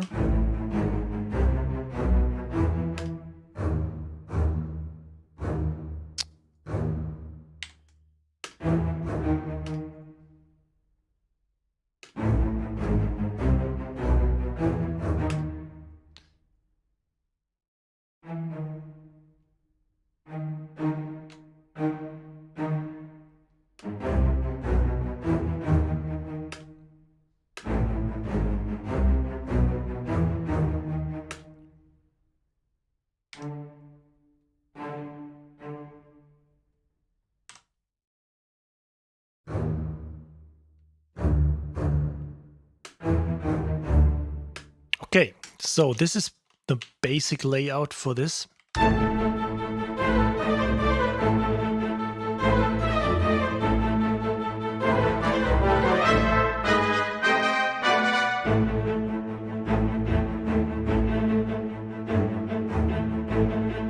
Is it changing?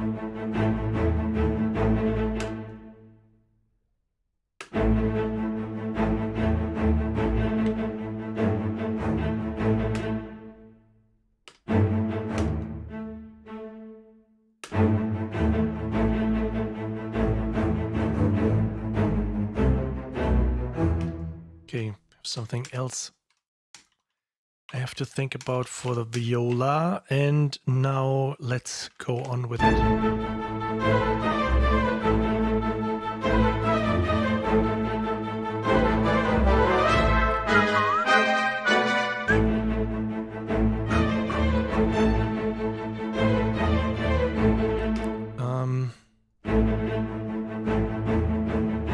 Okay.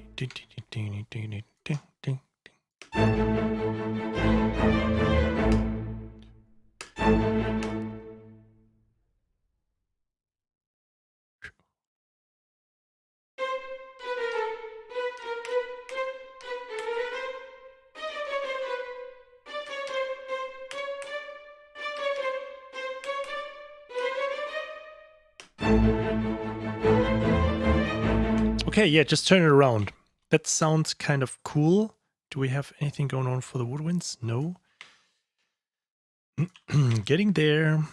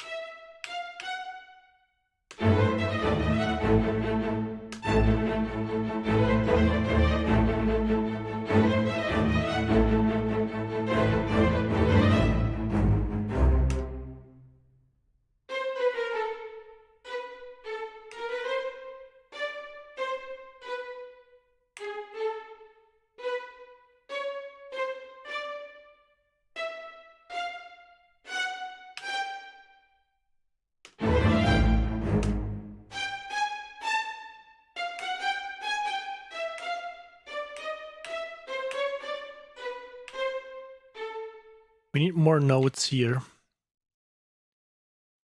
Make it like...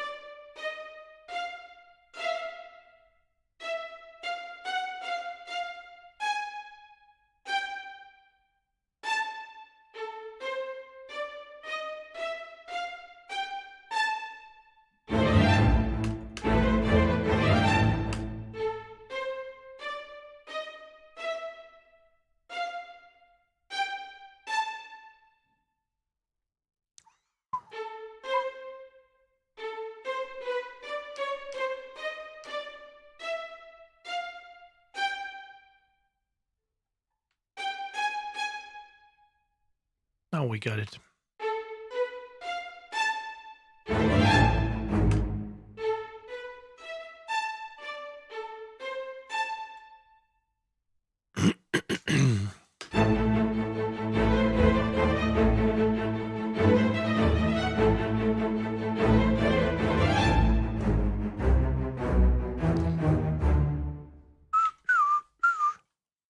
Okay,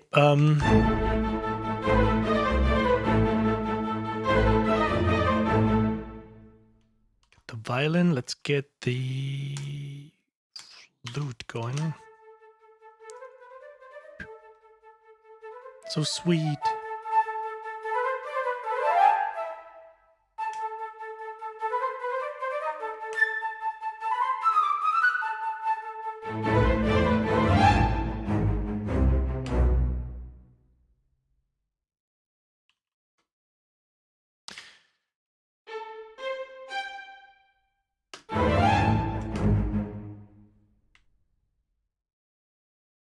Fast runs, I don't know. Maybe I should use simply these. I should...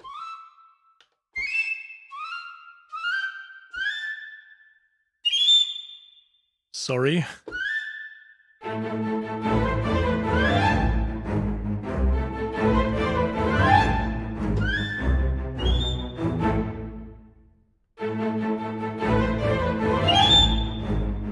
No, that's like too much dentist.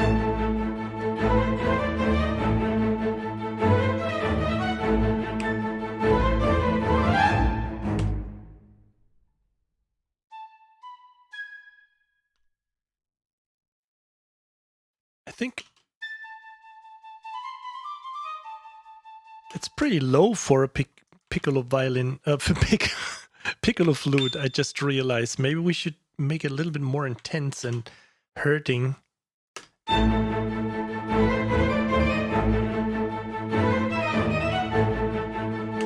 Also for a flute, I think we can just make it a little bit more.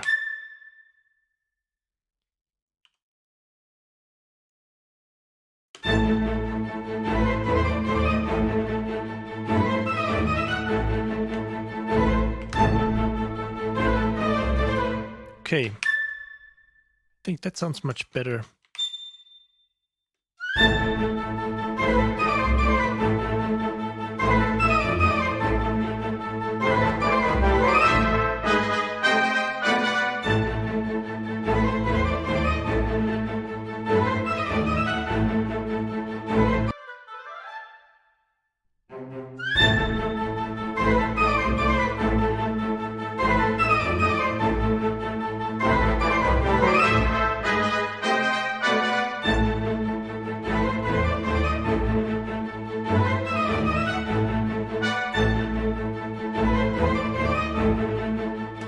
Okay, I think I just want to have some little percussion going on, some kind of, do we have, no, military drum. We don't have any toms. Oh my god. We just have timpanis? No, there must be something in here, please. There must be some instruments in here, some more percussion instruments. I think untuned percussion, there was a lot in there that I didn't. Snare, cymbals, military drum. No bongos. Shit. I just wanted to not use anything else than BBCSO.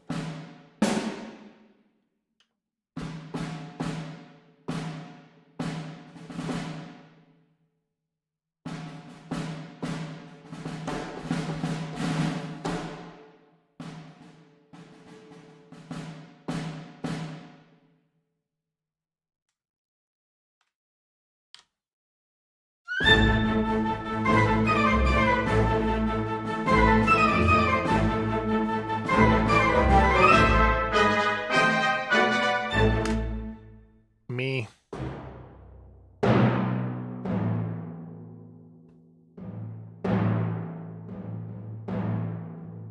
We should probably have something going on make use of some other library. Maybe we use the so we stay in the Spitfire range. Maybe we should use the Joby Burgess percussion stuff. So I got this also.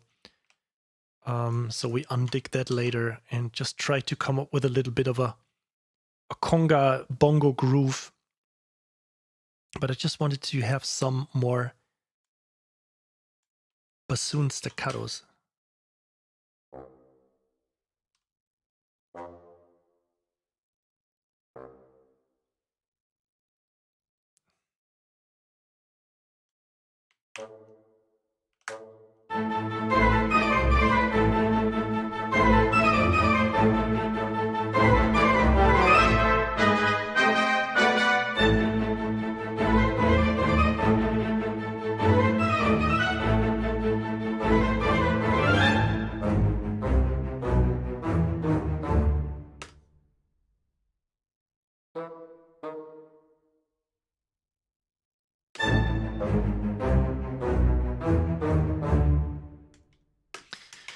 Sort of.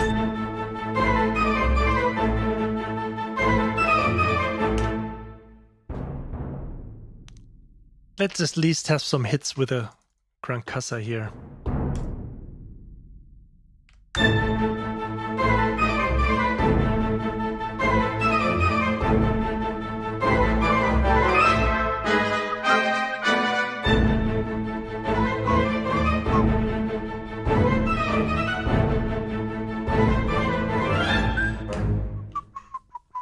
Okay, so maybe we should.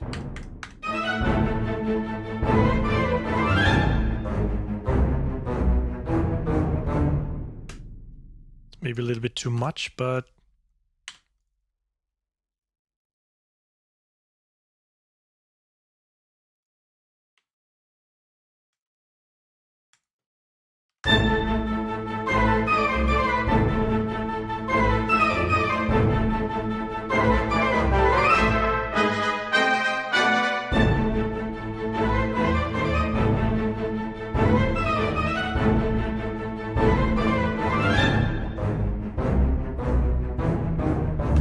we also have to have, for these runs, we have to have some Glockenspiel.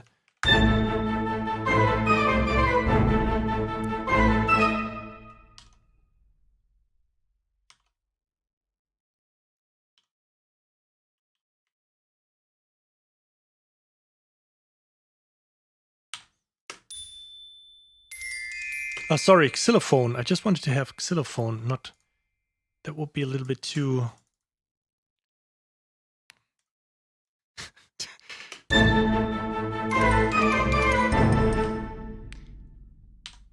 and very soft.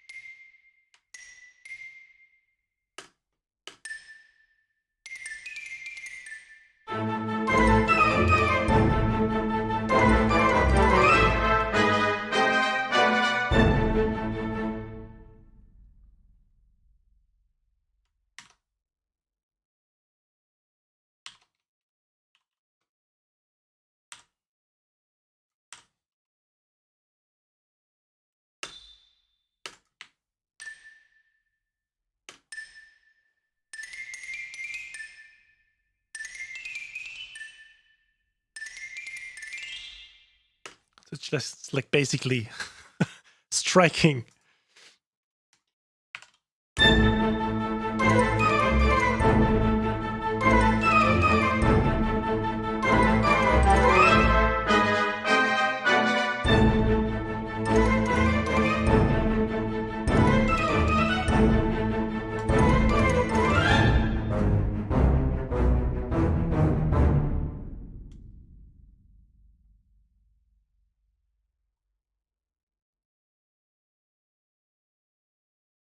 Yeah.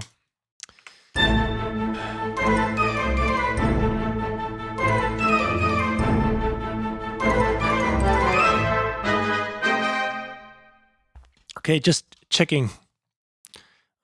Somebody's spamming.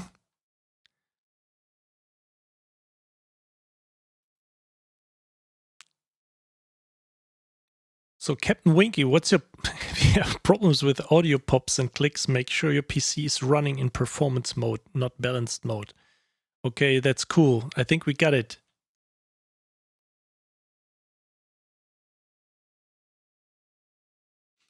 Yeah, just hey Andy, I just checked the core. It had 2 bass drums and a tenor drum. I think that's like the I just have to check again. But I've seen maybe there's something in here. Jigsaw BLE. Thanks for following. What do we have here? Untuned percussion. So we have bass drum 1, bass drum 2. We have the military drum. That's the only... Oh, tenor drum, right.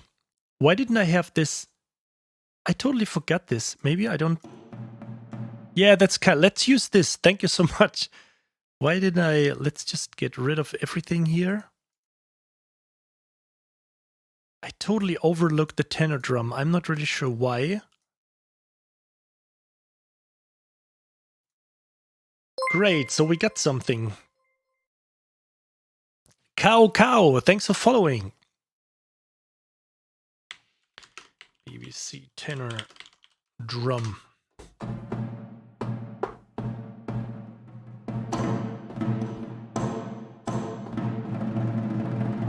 Okay, I think that should be okay for...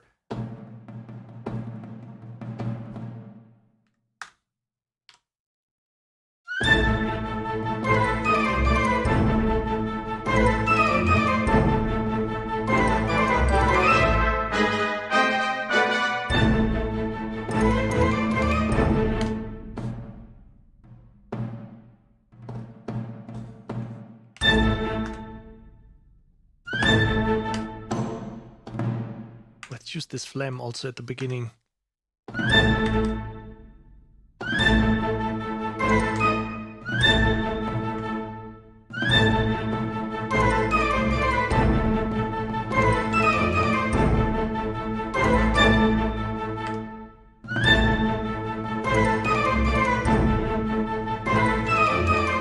Just have to come up with an original.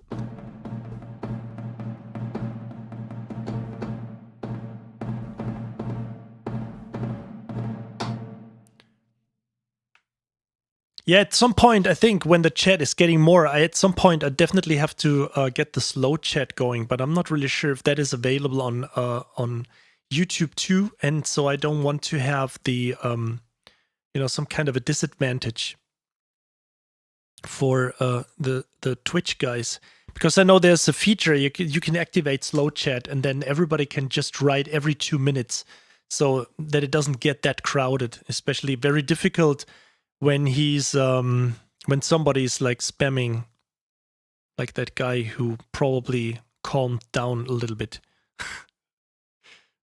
No, it's funny. I kind of feel honored that I have people spamming in my chat, and like that. What was that country girl? What she was asking for, Gueda or something? That was funny.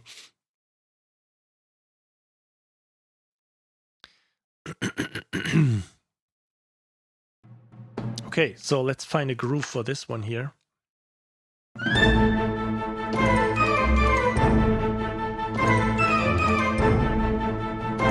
I should just...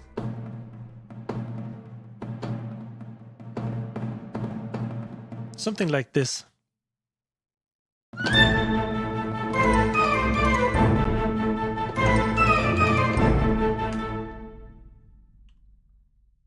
Kind of quantize this.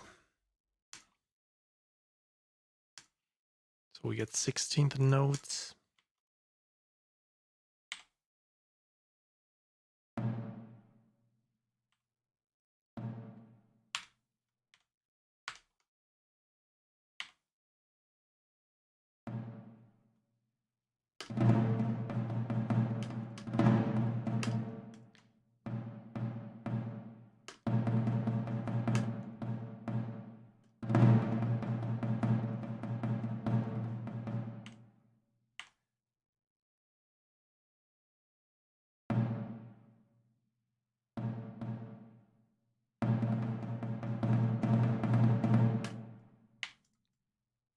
Kind of works.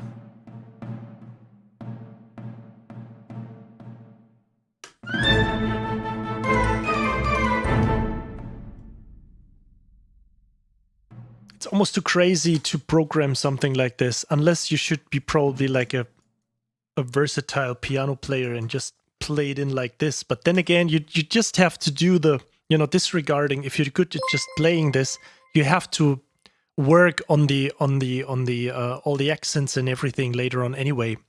Junior 27, thank you so much for subscribing. But thank you so much for subscribing. Thank you so much. I still confuse the subscribing on Twitch with the subscribing on YouTube, because it's definitely not the same. So thank you so much.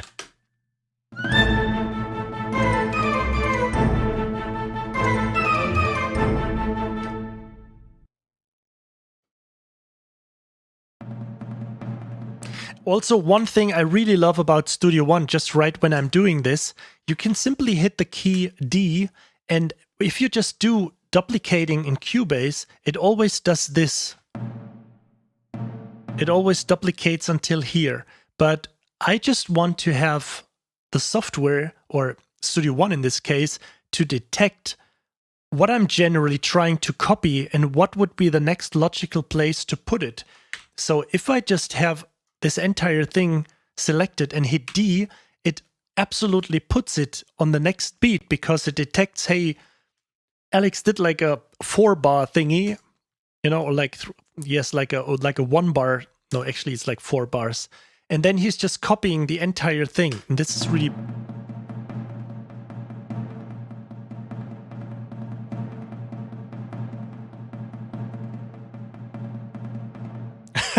Ethan, yeah, this entire stream just exists to confuse you.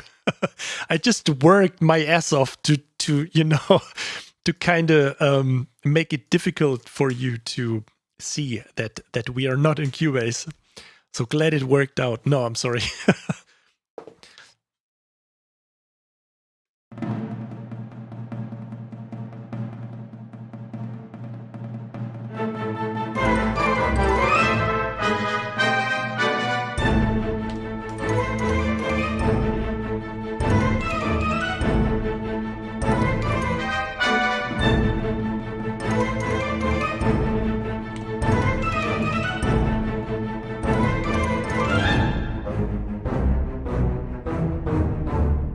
Okay, so far so good.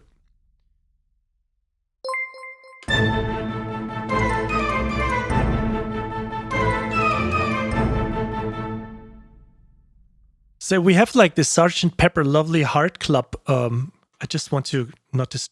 I just have to turn it off for today. Blue Whale Sounds, thank you so much for following.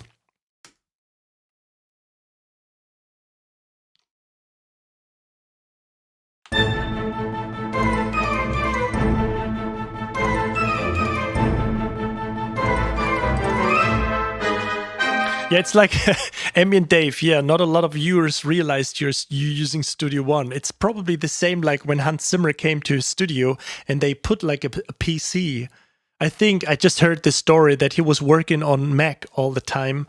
And then one day he had like some issues. I don't know what it was. And then they replaced his his Mac with a you know, professional PC, and he didn't feel the difference. So yeah, Studio One. This is actually, I just have to do this once because this is so awesome. Remember, you guys, when we talked about Cubase and the implementation of the mixer? I mean, look at this. This is how an implemented mixer should look like. This is just beautiful. You know, you can have your mixer in here and you can just do everything you want, and plus you have your inserts in here and you see the mixer. And if it's just too big for you, there is not much scaling going on, so you can simply say you can simply press this button and then you got all small mixer here.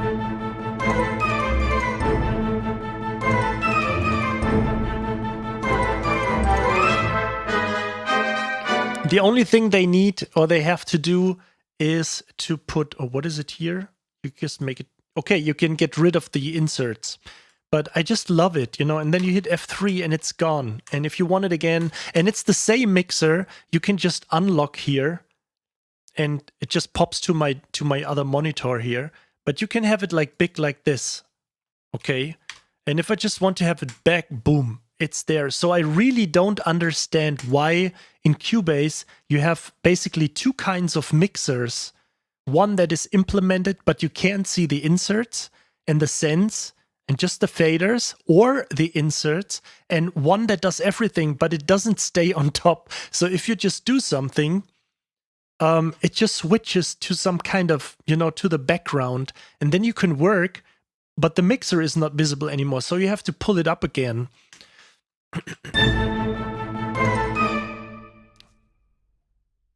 Actually, Kim, I'm not really sure. Let me just move the camera for a second here.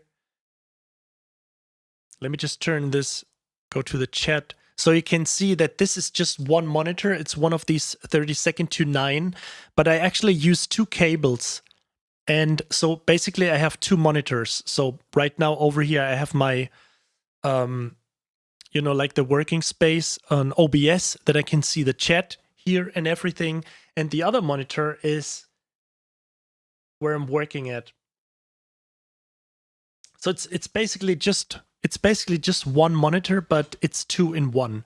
So if I want to have like, you know, feel good gaming and anything, I just unplug one cable and I have like a 32-9 monitor when you want to game, when you want to have, you know, enjoy kind of like a movie in this format or whatever.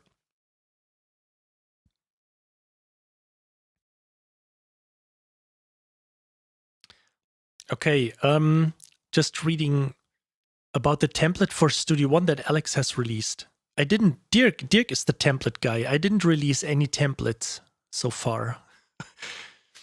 If I run it, how does it know which instruments to load in the template? Is it specifically for any particular library? Or you're probably talking about the MIDI packs.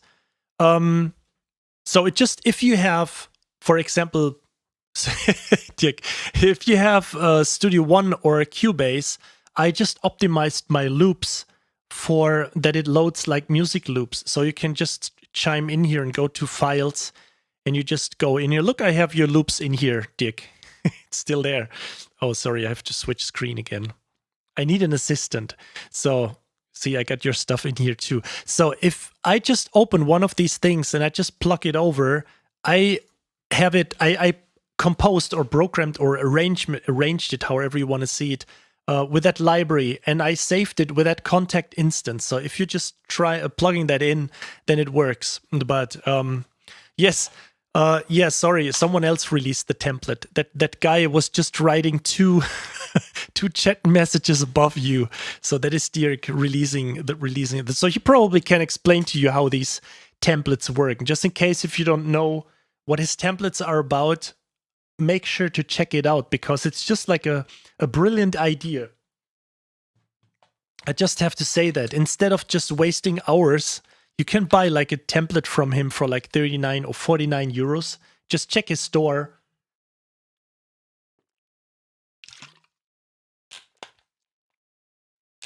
And you save lots of time.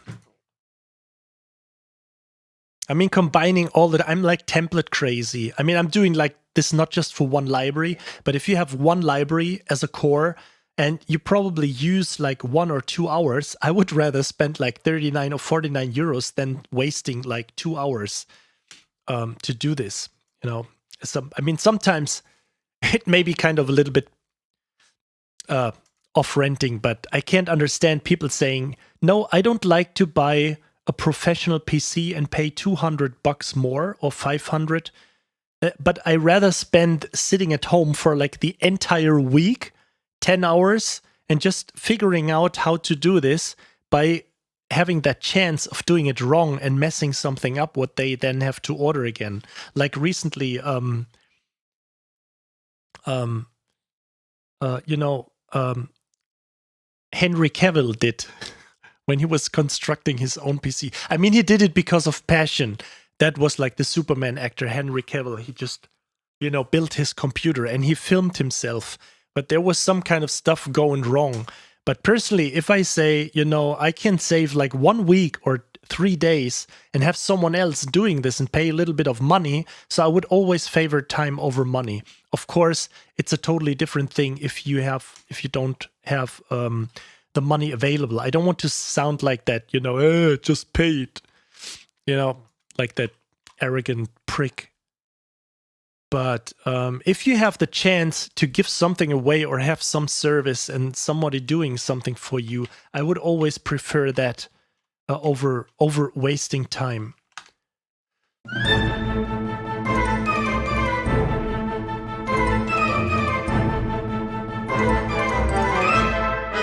Okay, so we need some...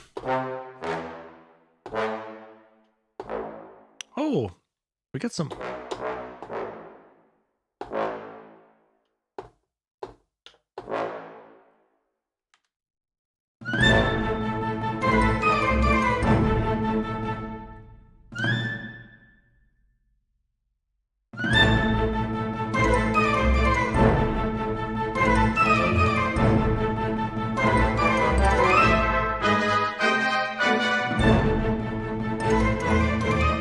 Okay, we have this arrangement-wise, we just have to follow.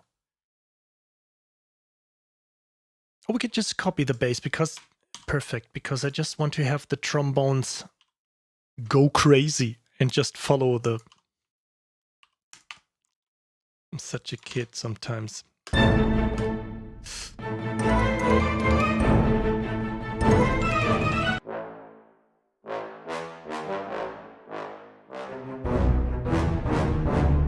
Okay, so we got these bass trombones, and I love that there is tuba in here. Definitely have to layer this. Tuba.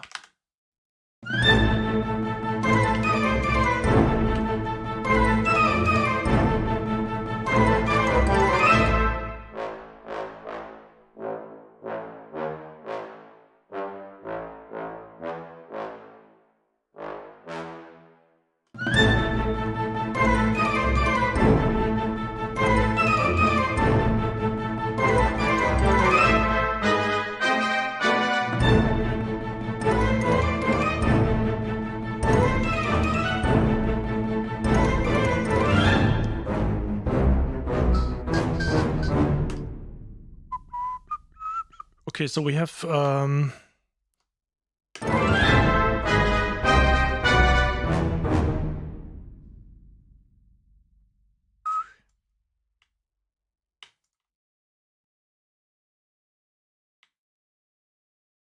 oh, here you are.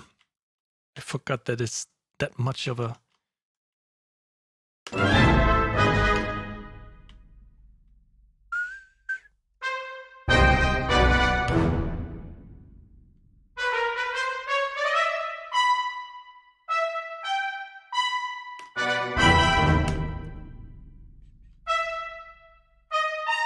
let's just copy this and do.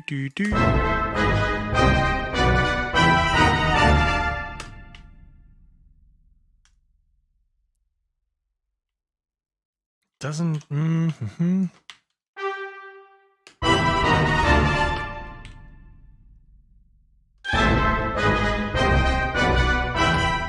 No.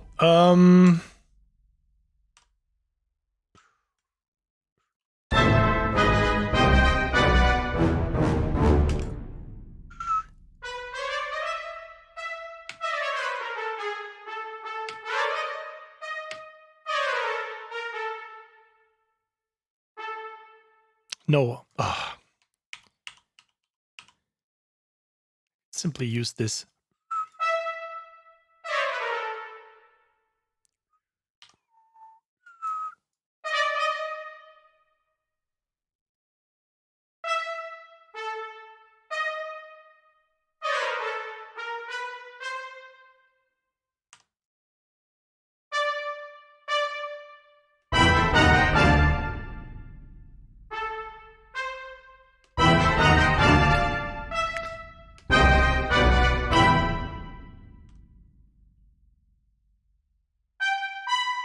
Sounds funny up here. Doesn't sound good.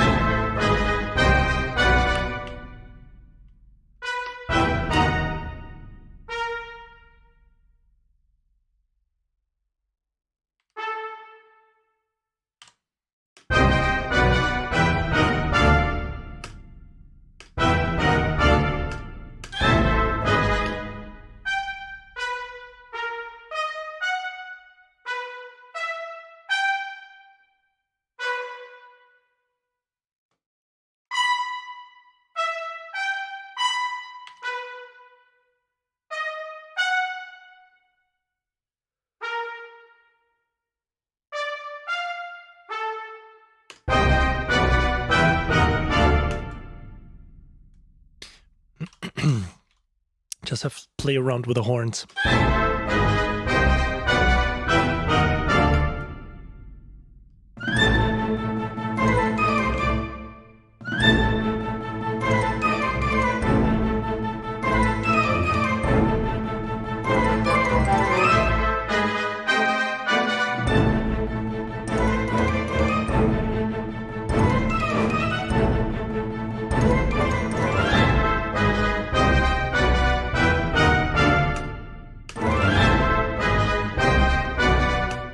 Okay, and then we have the horns.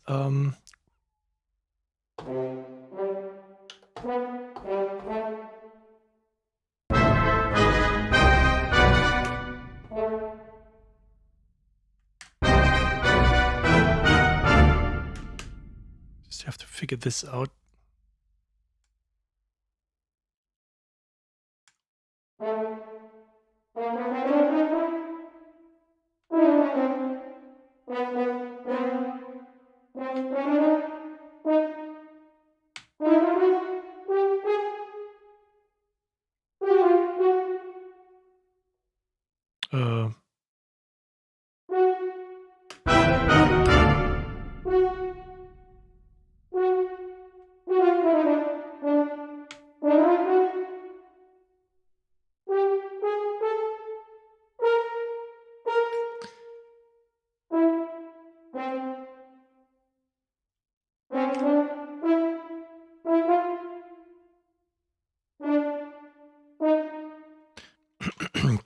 Didn't I do something with the...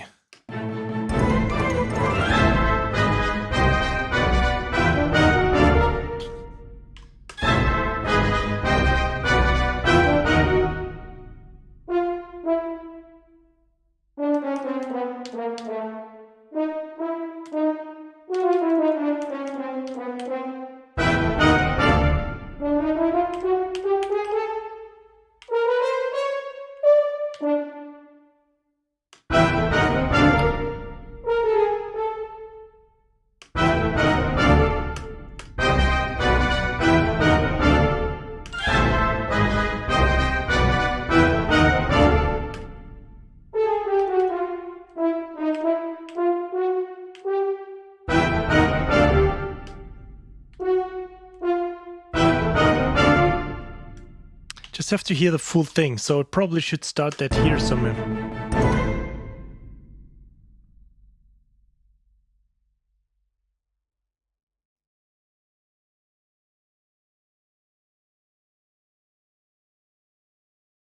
Oh, more spam. So, okay.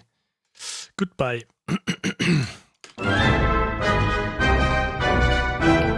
So,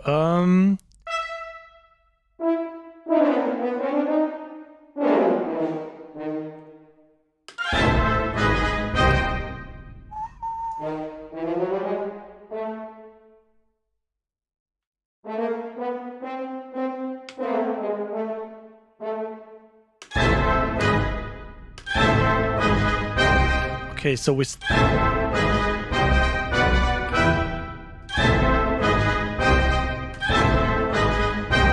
Not really sure if this would work, but...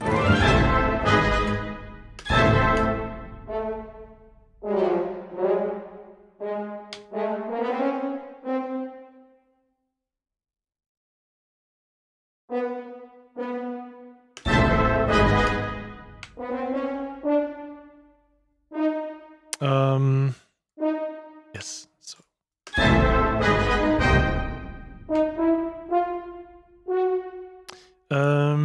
Here...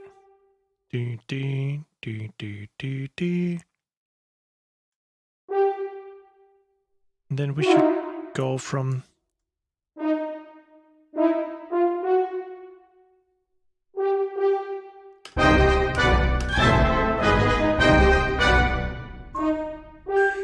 And then down to stay in the pattern, and then we have to go to the C.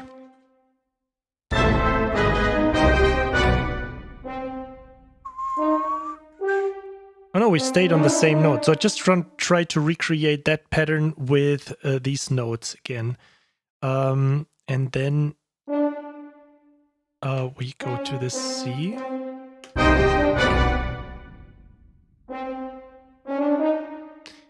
Into the D. So we went... Let's try to go up here.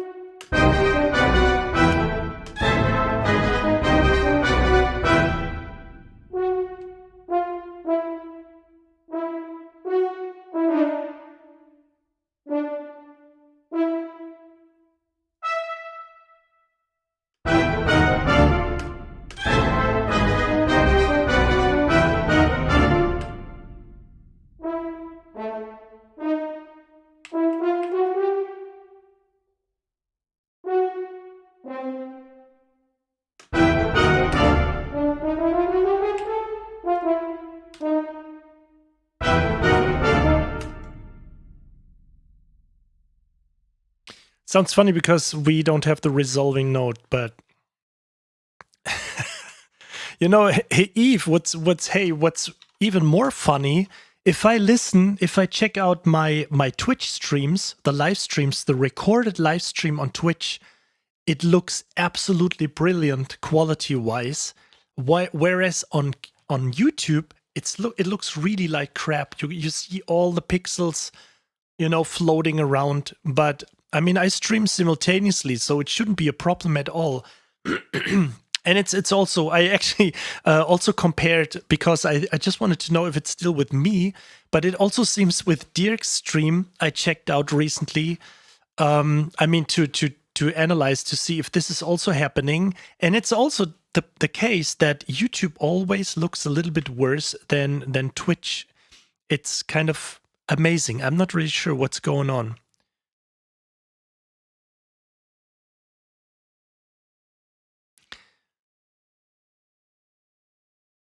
Dirk, yes, of course, I'm fine with that. Just go on, just post it.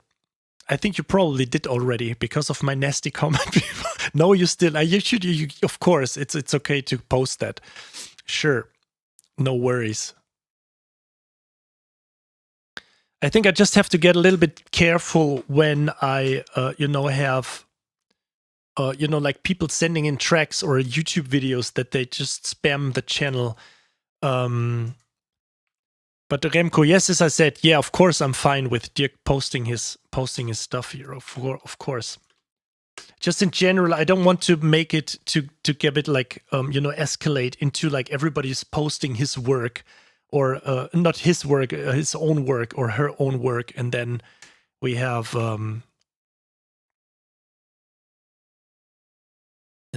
like a spam thing going on here.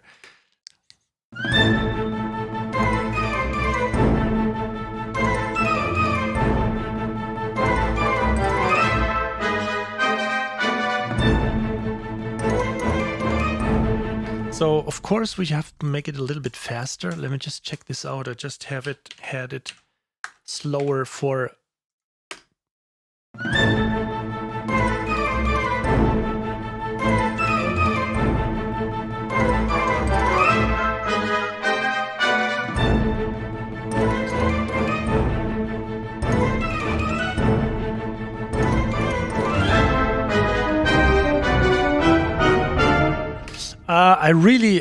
I mean, this would sound pretty cool when the horns would be really like a little bit more nasty.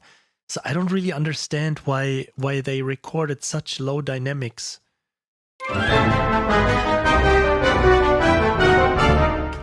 It kind of sounds too funny. I think I did something wrong here. I have to check this. So maybe it's also... Oh, here we are. I just did no, maybe I just have to check all these lines here. I think I went wrong somewhere at some place with also the chords. Okay, so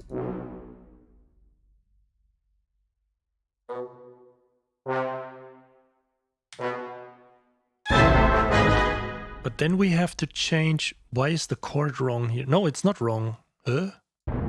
Oh, that's the bass drum.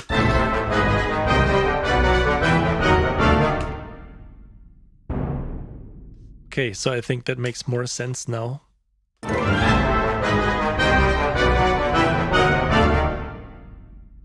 Except that the run doesn't work at the end, but we will get there.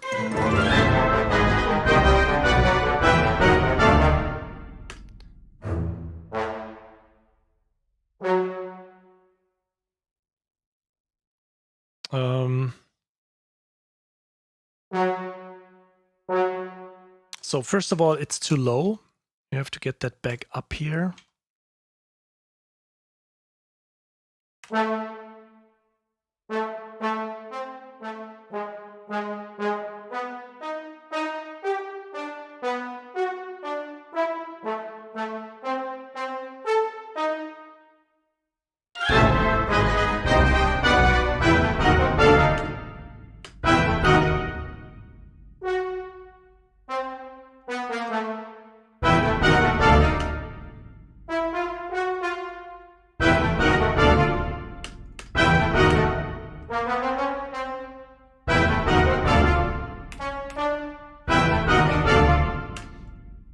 Have to try if it sounds okay and then check the notes later.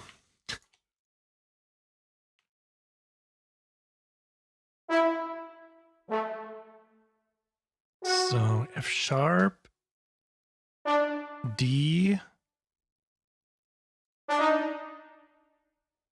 should go to D sharp.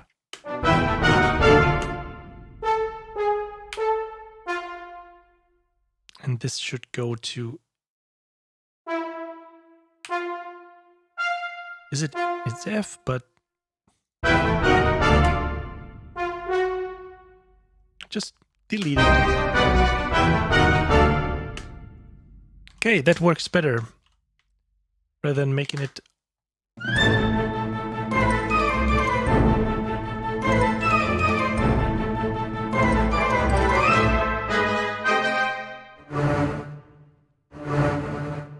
Sounds like a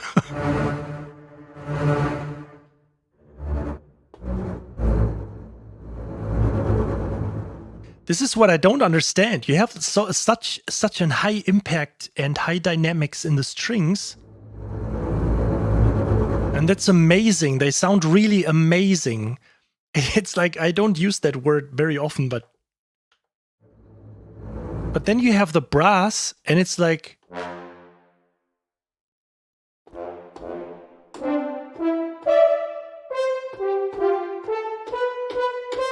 There is a peak.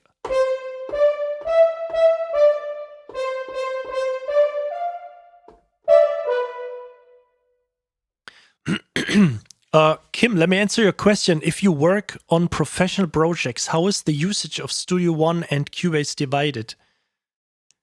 So you mean to what percentage I would use Studio One over Cubase? To be honest, I only use Cubase. So let's say it like this. If I have worked on orchestral stuff before I found out about this DMR or the minus delay, because I'm using performance samples and also Nucleus and Araya by Audio Imperia, and you always need like these minus 125 milliseconds. So yeah, I got carried away by that shiny dynamics, high dynamics here that just happens on the C. So, or let me put it like this: as if I would work right now, everything I would work in would be, or every project I would work on would be in Studio One, except video work. Except if there would be like a project for a game trailer or something, I have to have, or a cutscene, a video game cutscene, and I have to have that video in there, and I know that the video probably will be recut, or there will be frames added or taken away, or like an intro at the very beginning when it just shifts around.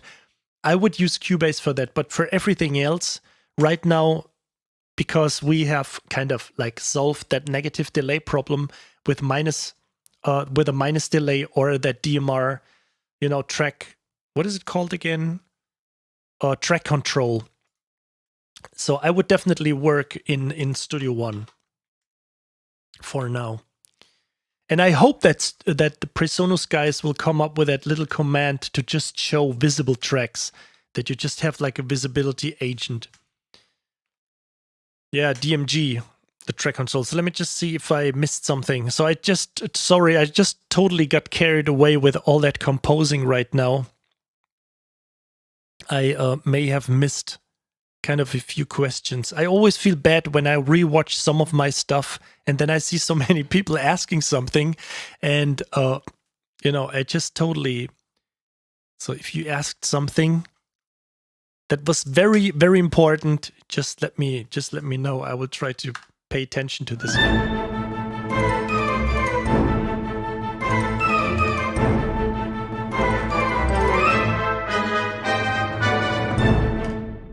So let's fill the gaps here.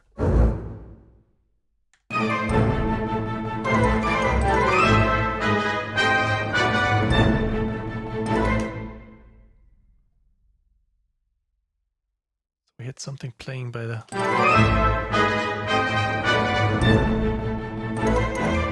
So let's have a timpani roll here at this point.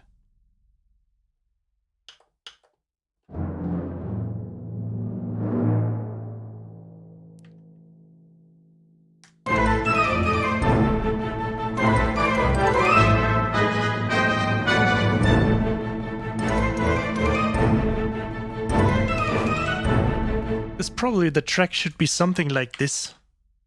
I don't know.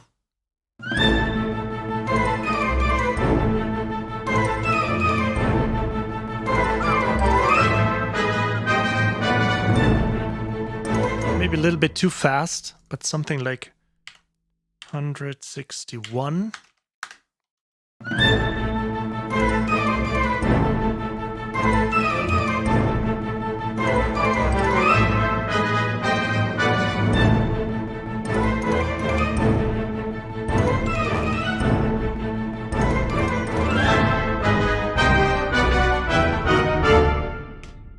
There's a little bit of stuff missing.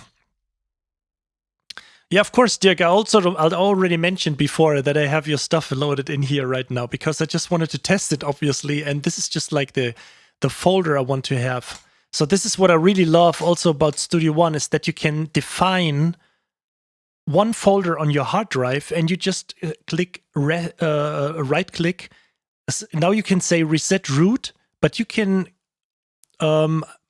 you can set it to like your define as your root or something like define as root or something, and then it opens always in this folder. So so in this folder I have all my and also Dirk's loops here in here. And it's so cool to work because you just have whatever folder on your hard drive and you throw in all these MIDI loops in here. There will be a lot more coming from my side for sure. So this will easily fill up. So I really love that sidebar. This is a sidebar making sense, you know, rather than having some unnecessary stuff in there, like, you know, Cubase, like showing like all these VST instruments on the side. I mean, what's the reason?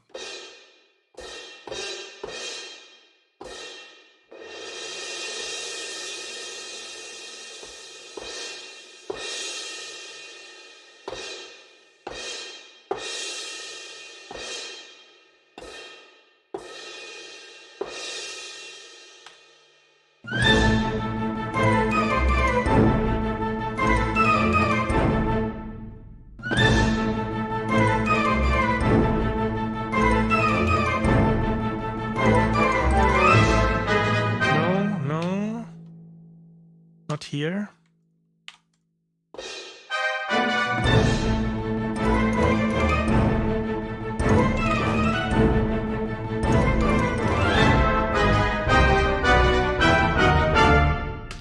Okay, so that's it so far. Man, we just had like we just have like 8 bars or something.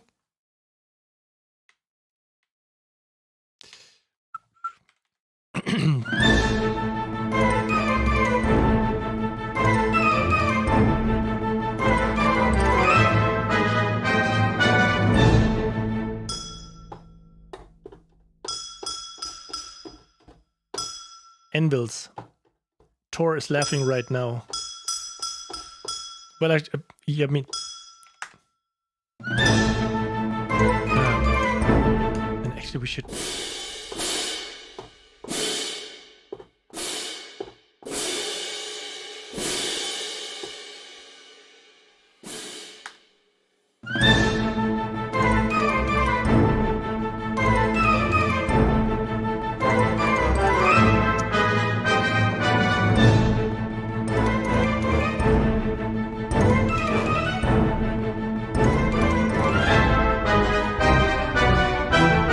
Actually, we should... we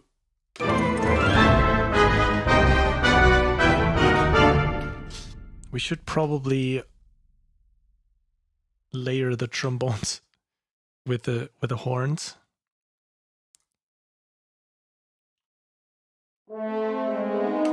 Oh. They don't sound that bad.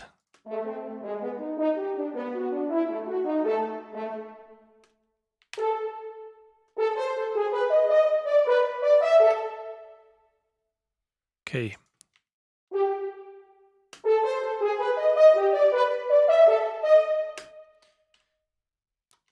Let's leave it here.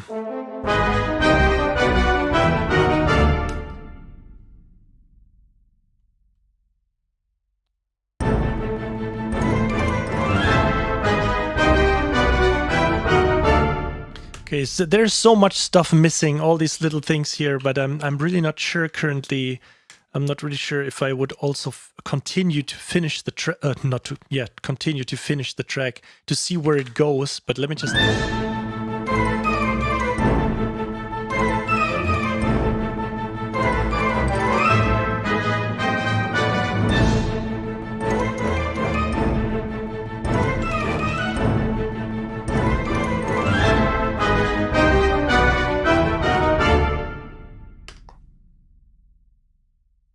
So let's change what Williams does a lot.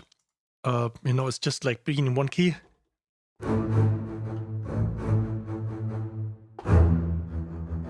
And then just change it to something else. Just leaving the root there and just changing. Maybe we should do that here.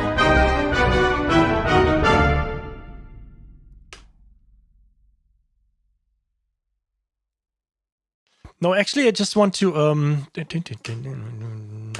let me just think for a second. Just.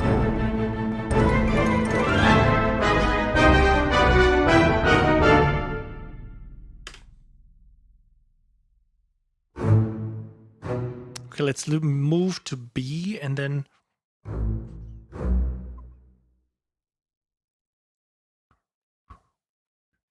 I don't want to get into copying that track, you know, but I mean, I'm not copying it because I just try to use or kind of make use of the style in general. I just still having my head or how my head processing.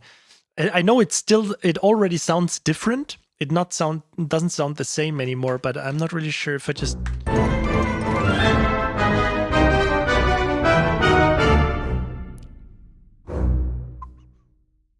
Let's try to come up with that part, but change it to different runs. Okay, let's have another roll going in here. So let's just get rid of this. Ugh. Not the entire brass.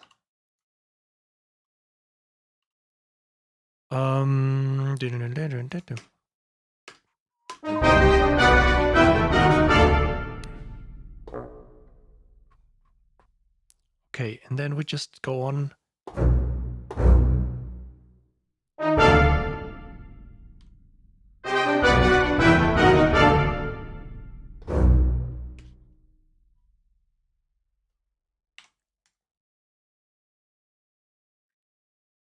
Okay, I got it, I think.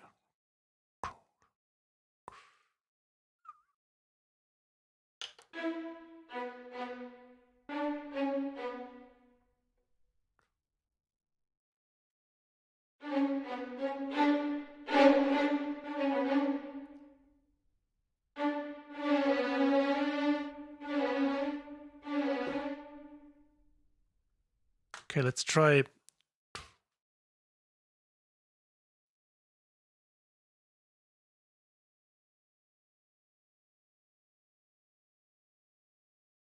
Okay.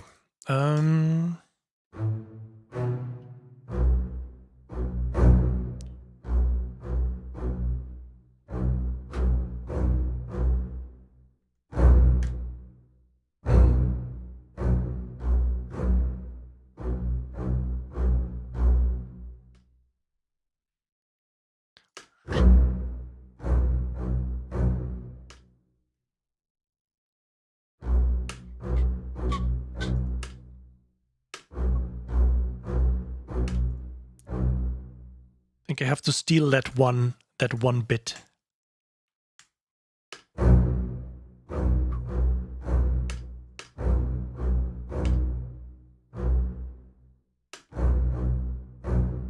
Okay.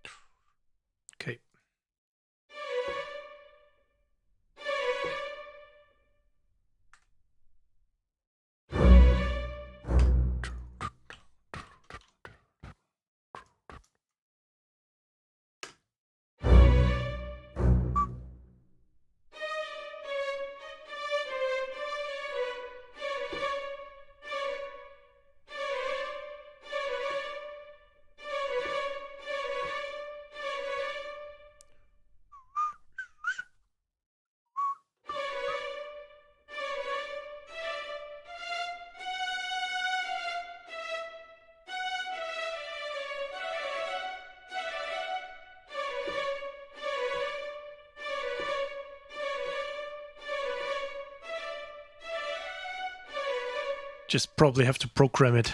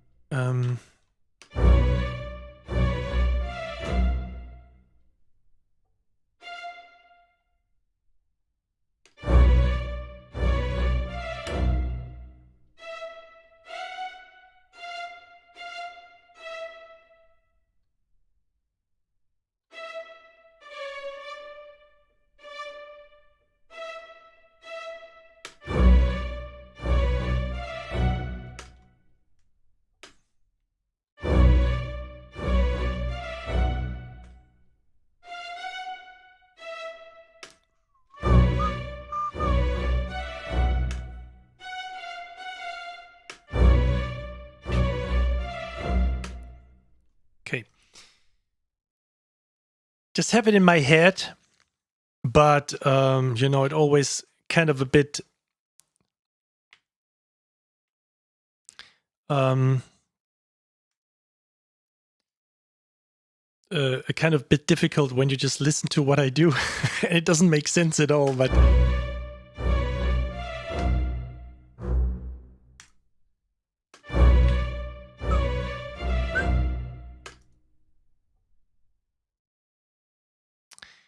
no.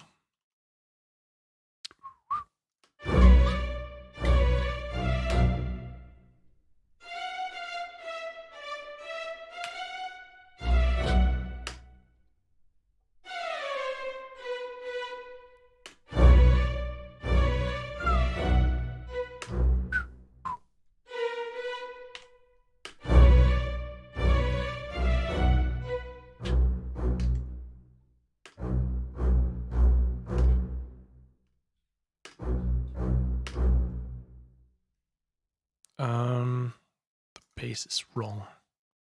Bass is wrong.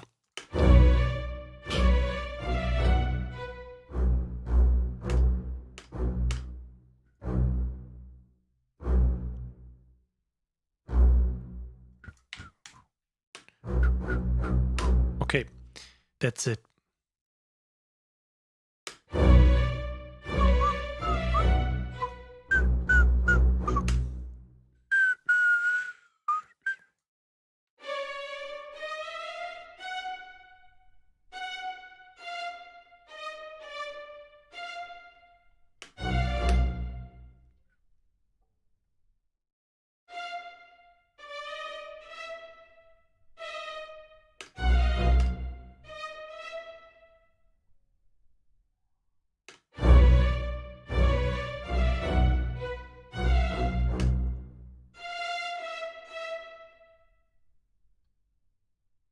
Just put this to 8.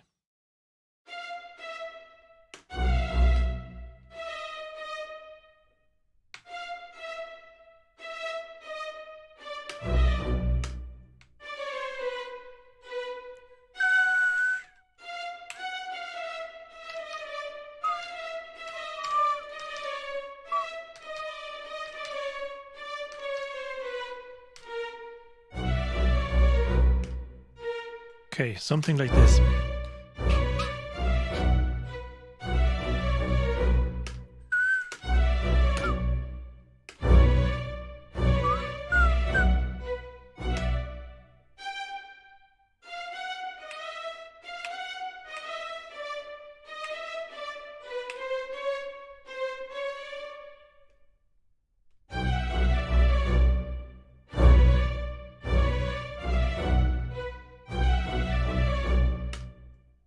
Okay.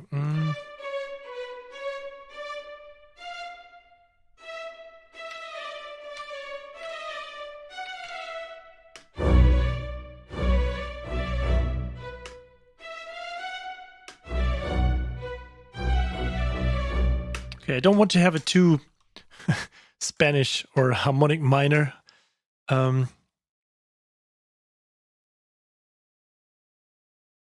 So try to double this with the flute.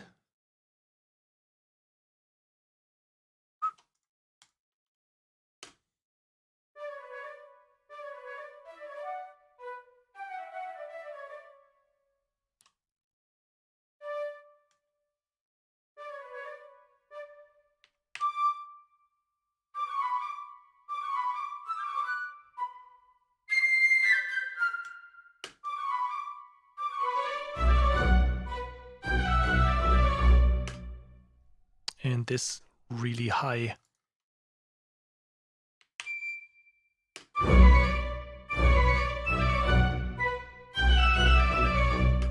Something like this. And then, of course, we just have to copy that to the to our xylophone here.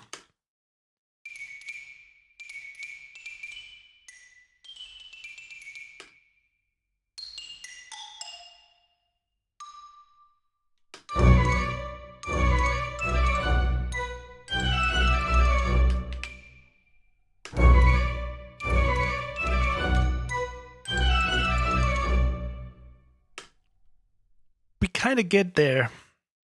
Flamenco guitar solo, yeah, that would be funny.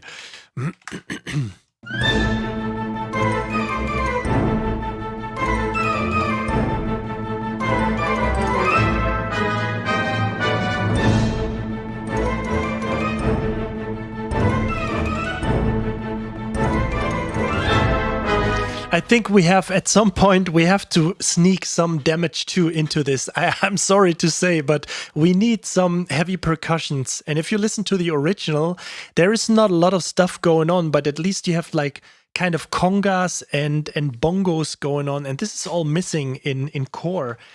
And I don't want to spend like another 700 just to get like additional instruments from this library. So we try to make use of the entire orchestra as much as possible from BBC Orchestra, but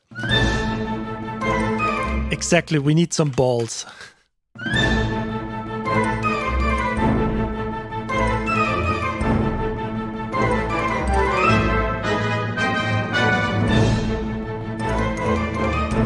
Also have to do one more thing here.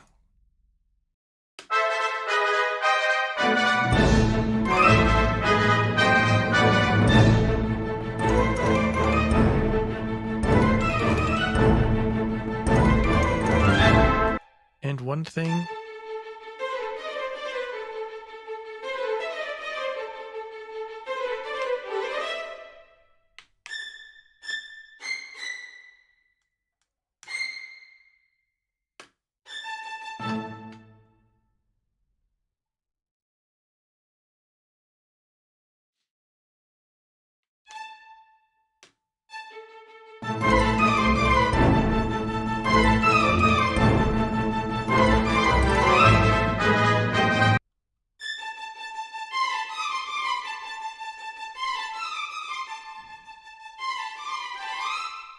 Maybe we can set these high strings to the legato channel here, because there's a little bit of tech in there. I like this better, I think. Let's just tie these notes.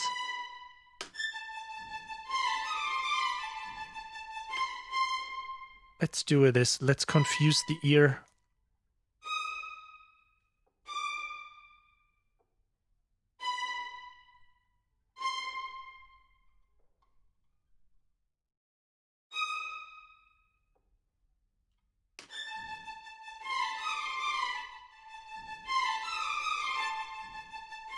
I think I like this.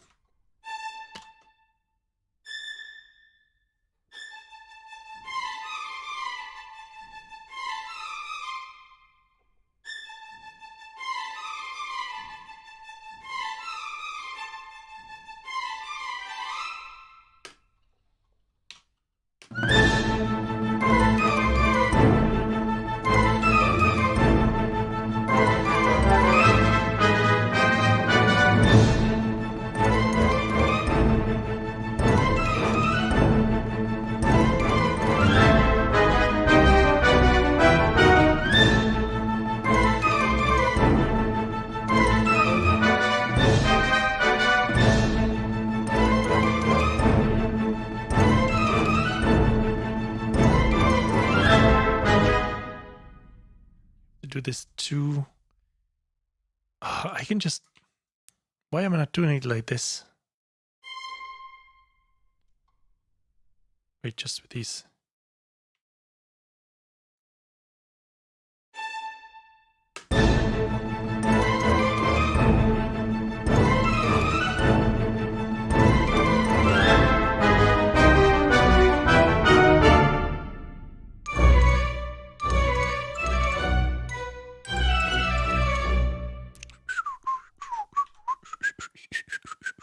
Okay, so we get it. I think we're getting somewhere at least. Man, this is very demanding to compose music like this. I mean, of course, if I would be some kind of virtuoso, I would just like go along, you know, just playing it all in here. But I mean, as I said before, you definitely need that time to oh, let me just switch the screens for a second, because I'm kind of... If I would say it in German, it would be like I'm through. I'm kind of like done. Yeah, or maybe not Damage 2, but the Joby Burgess one. We just have to definitely put a little bit of something in here. But it's kind of, even if you could play this on the piano, I think you definitely need time to get all these little things done, like, you know, getting all these... I like it when you have this spiccato stuff going on, but suddenly it's legato, and so you can do a lot by layering, or not layering, but yeah, I mean a little bit. We did some layering by staccato and putting legato on top and stuff like this.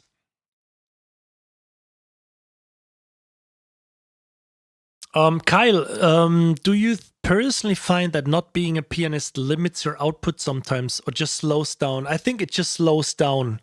You know, the thing is, I could probably play...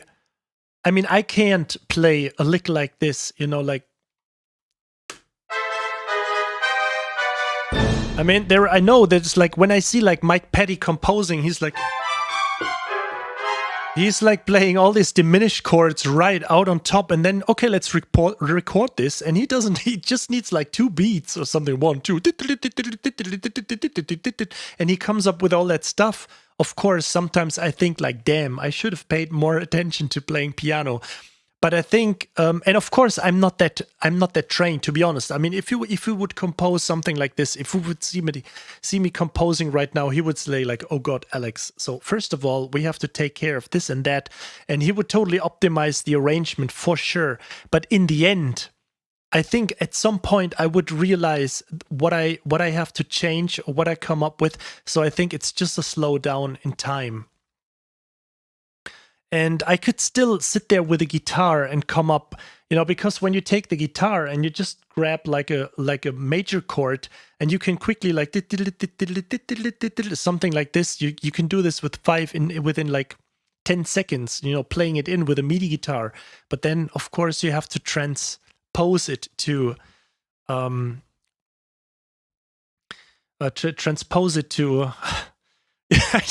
yes, of course. I mean, Mike sucks probably at guitar. I'm not so sure about this, you know. Don't hand this guy an 8-string. You don't know what's going on with that. But yeah, the thing is, with MIDI guitar, it would probably make just sense for staccato notes. But I can't say, if you just want to play legato, how do you do this? That you just keep the low note. I actually like the legato horns.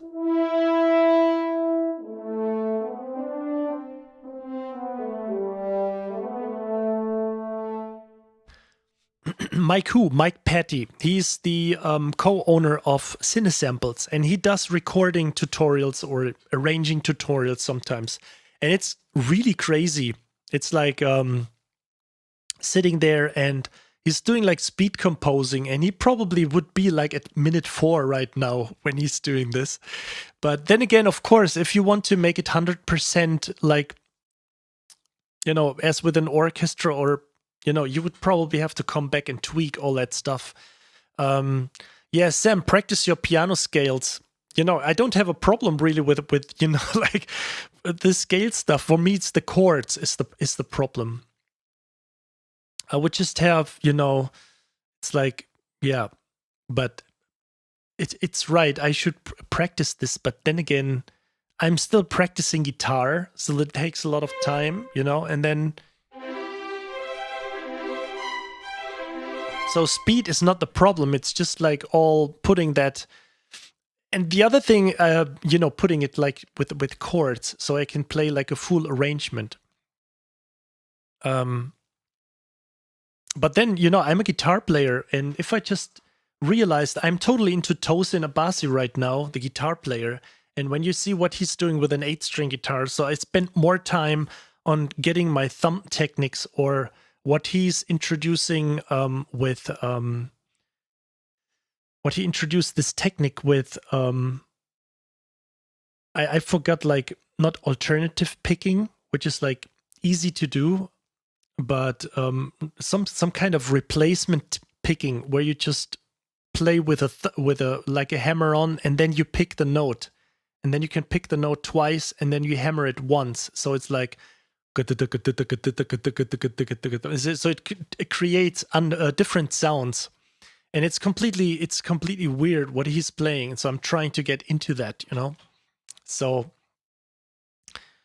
the thing is, I'm doing this for like 10, 15 years, like more of like 15 years composing music. And I think if I would just practice piano scales or get even more into music theory, I'm not really sure. I had this moment, this phase when I was trying to the equal interval system, EIS, and it felt like it limited my writing because I had kind of all these ideas, and then suddenly I was starting to, how can I do this, and then I started like sketching out stuff, and at some point I forgot the entire track, so I have this track in my mind, and I just want to bring it, on screen into my DAW and go from there. So I'm not really sure if it would be, an advantage for me.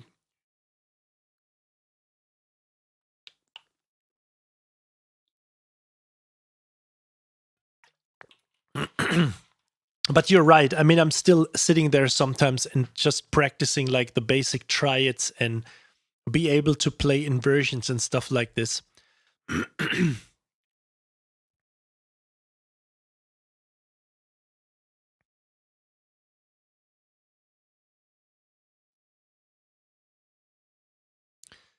Jan, speaking of cinesamples, the thing is, I really love the sound. But to be honest, for me, especially with a brass, I still love their brass, but there was like a slight problem for me that I had hanging low notes all the time in a big session. And at some point, I really love the company. I really love all the guys. I met them personally, Mike Petty, and the other Michael Berry.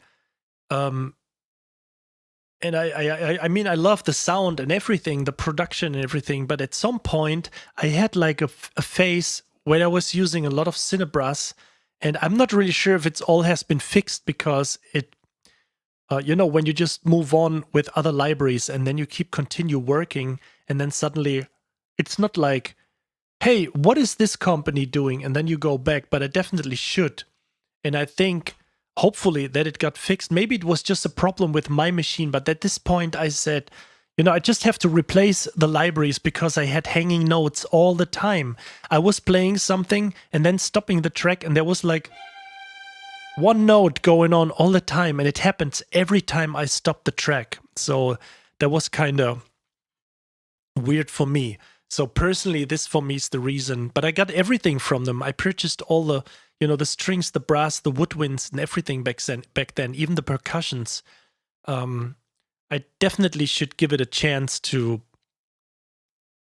come up with using all their libraries and composing, a track. So we just have like a kind of a limiting session of trying to make it work just with one library.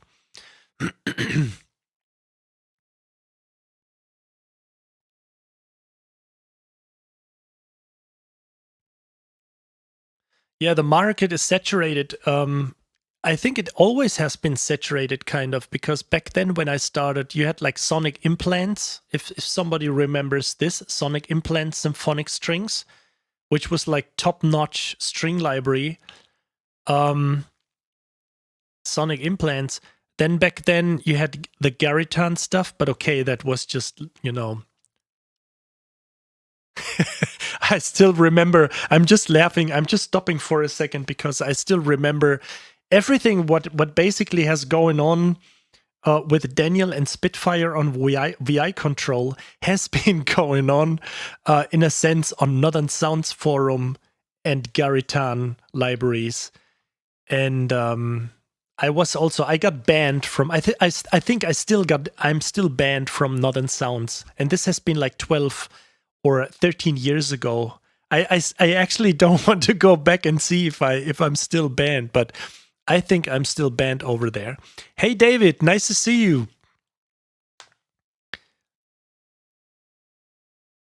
Yes, you're right. After using Junk XL brass, it's hard to use anything else. It's the dynamic range. That's a big plus. But also, like, when you use all these microphone positions and everything. Okay, to be fair, I don't have like the pro version of BBCSO, so I think the microphones will probably make a lot of difference, but they will definitely not make a difference with I mean,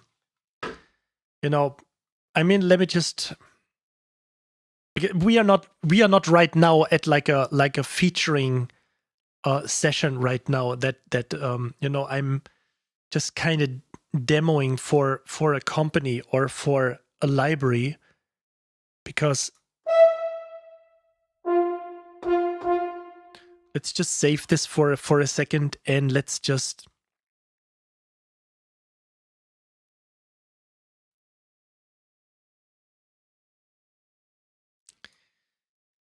I know it's terrible. Let's use the A4 horns because that would be, and let's load the staccato patches. Yes, now you know.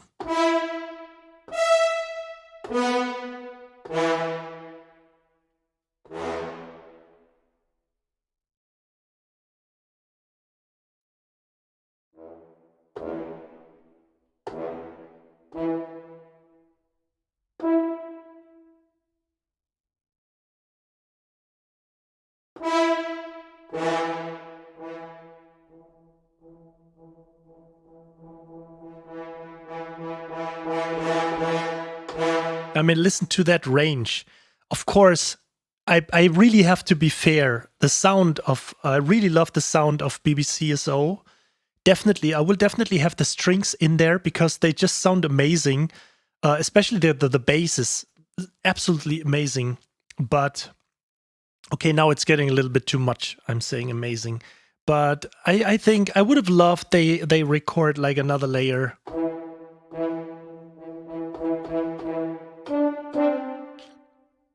And I totally get it that it's aimed towards symphonic writing, but I mean, listen to Wagner or something. This is like when you listen to the horns, it just blows everything away. Let me just say first.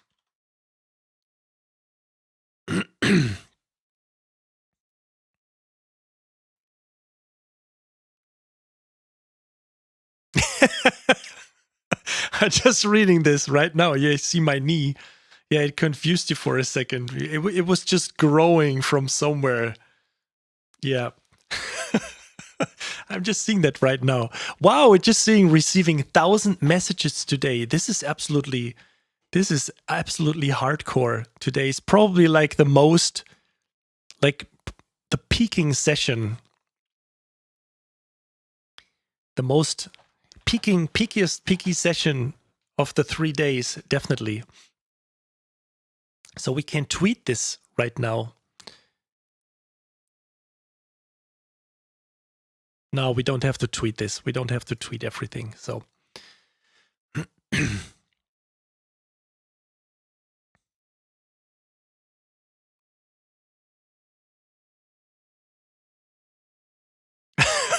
yeah, I know.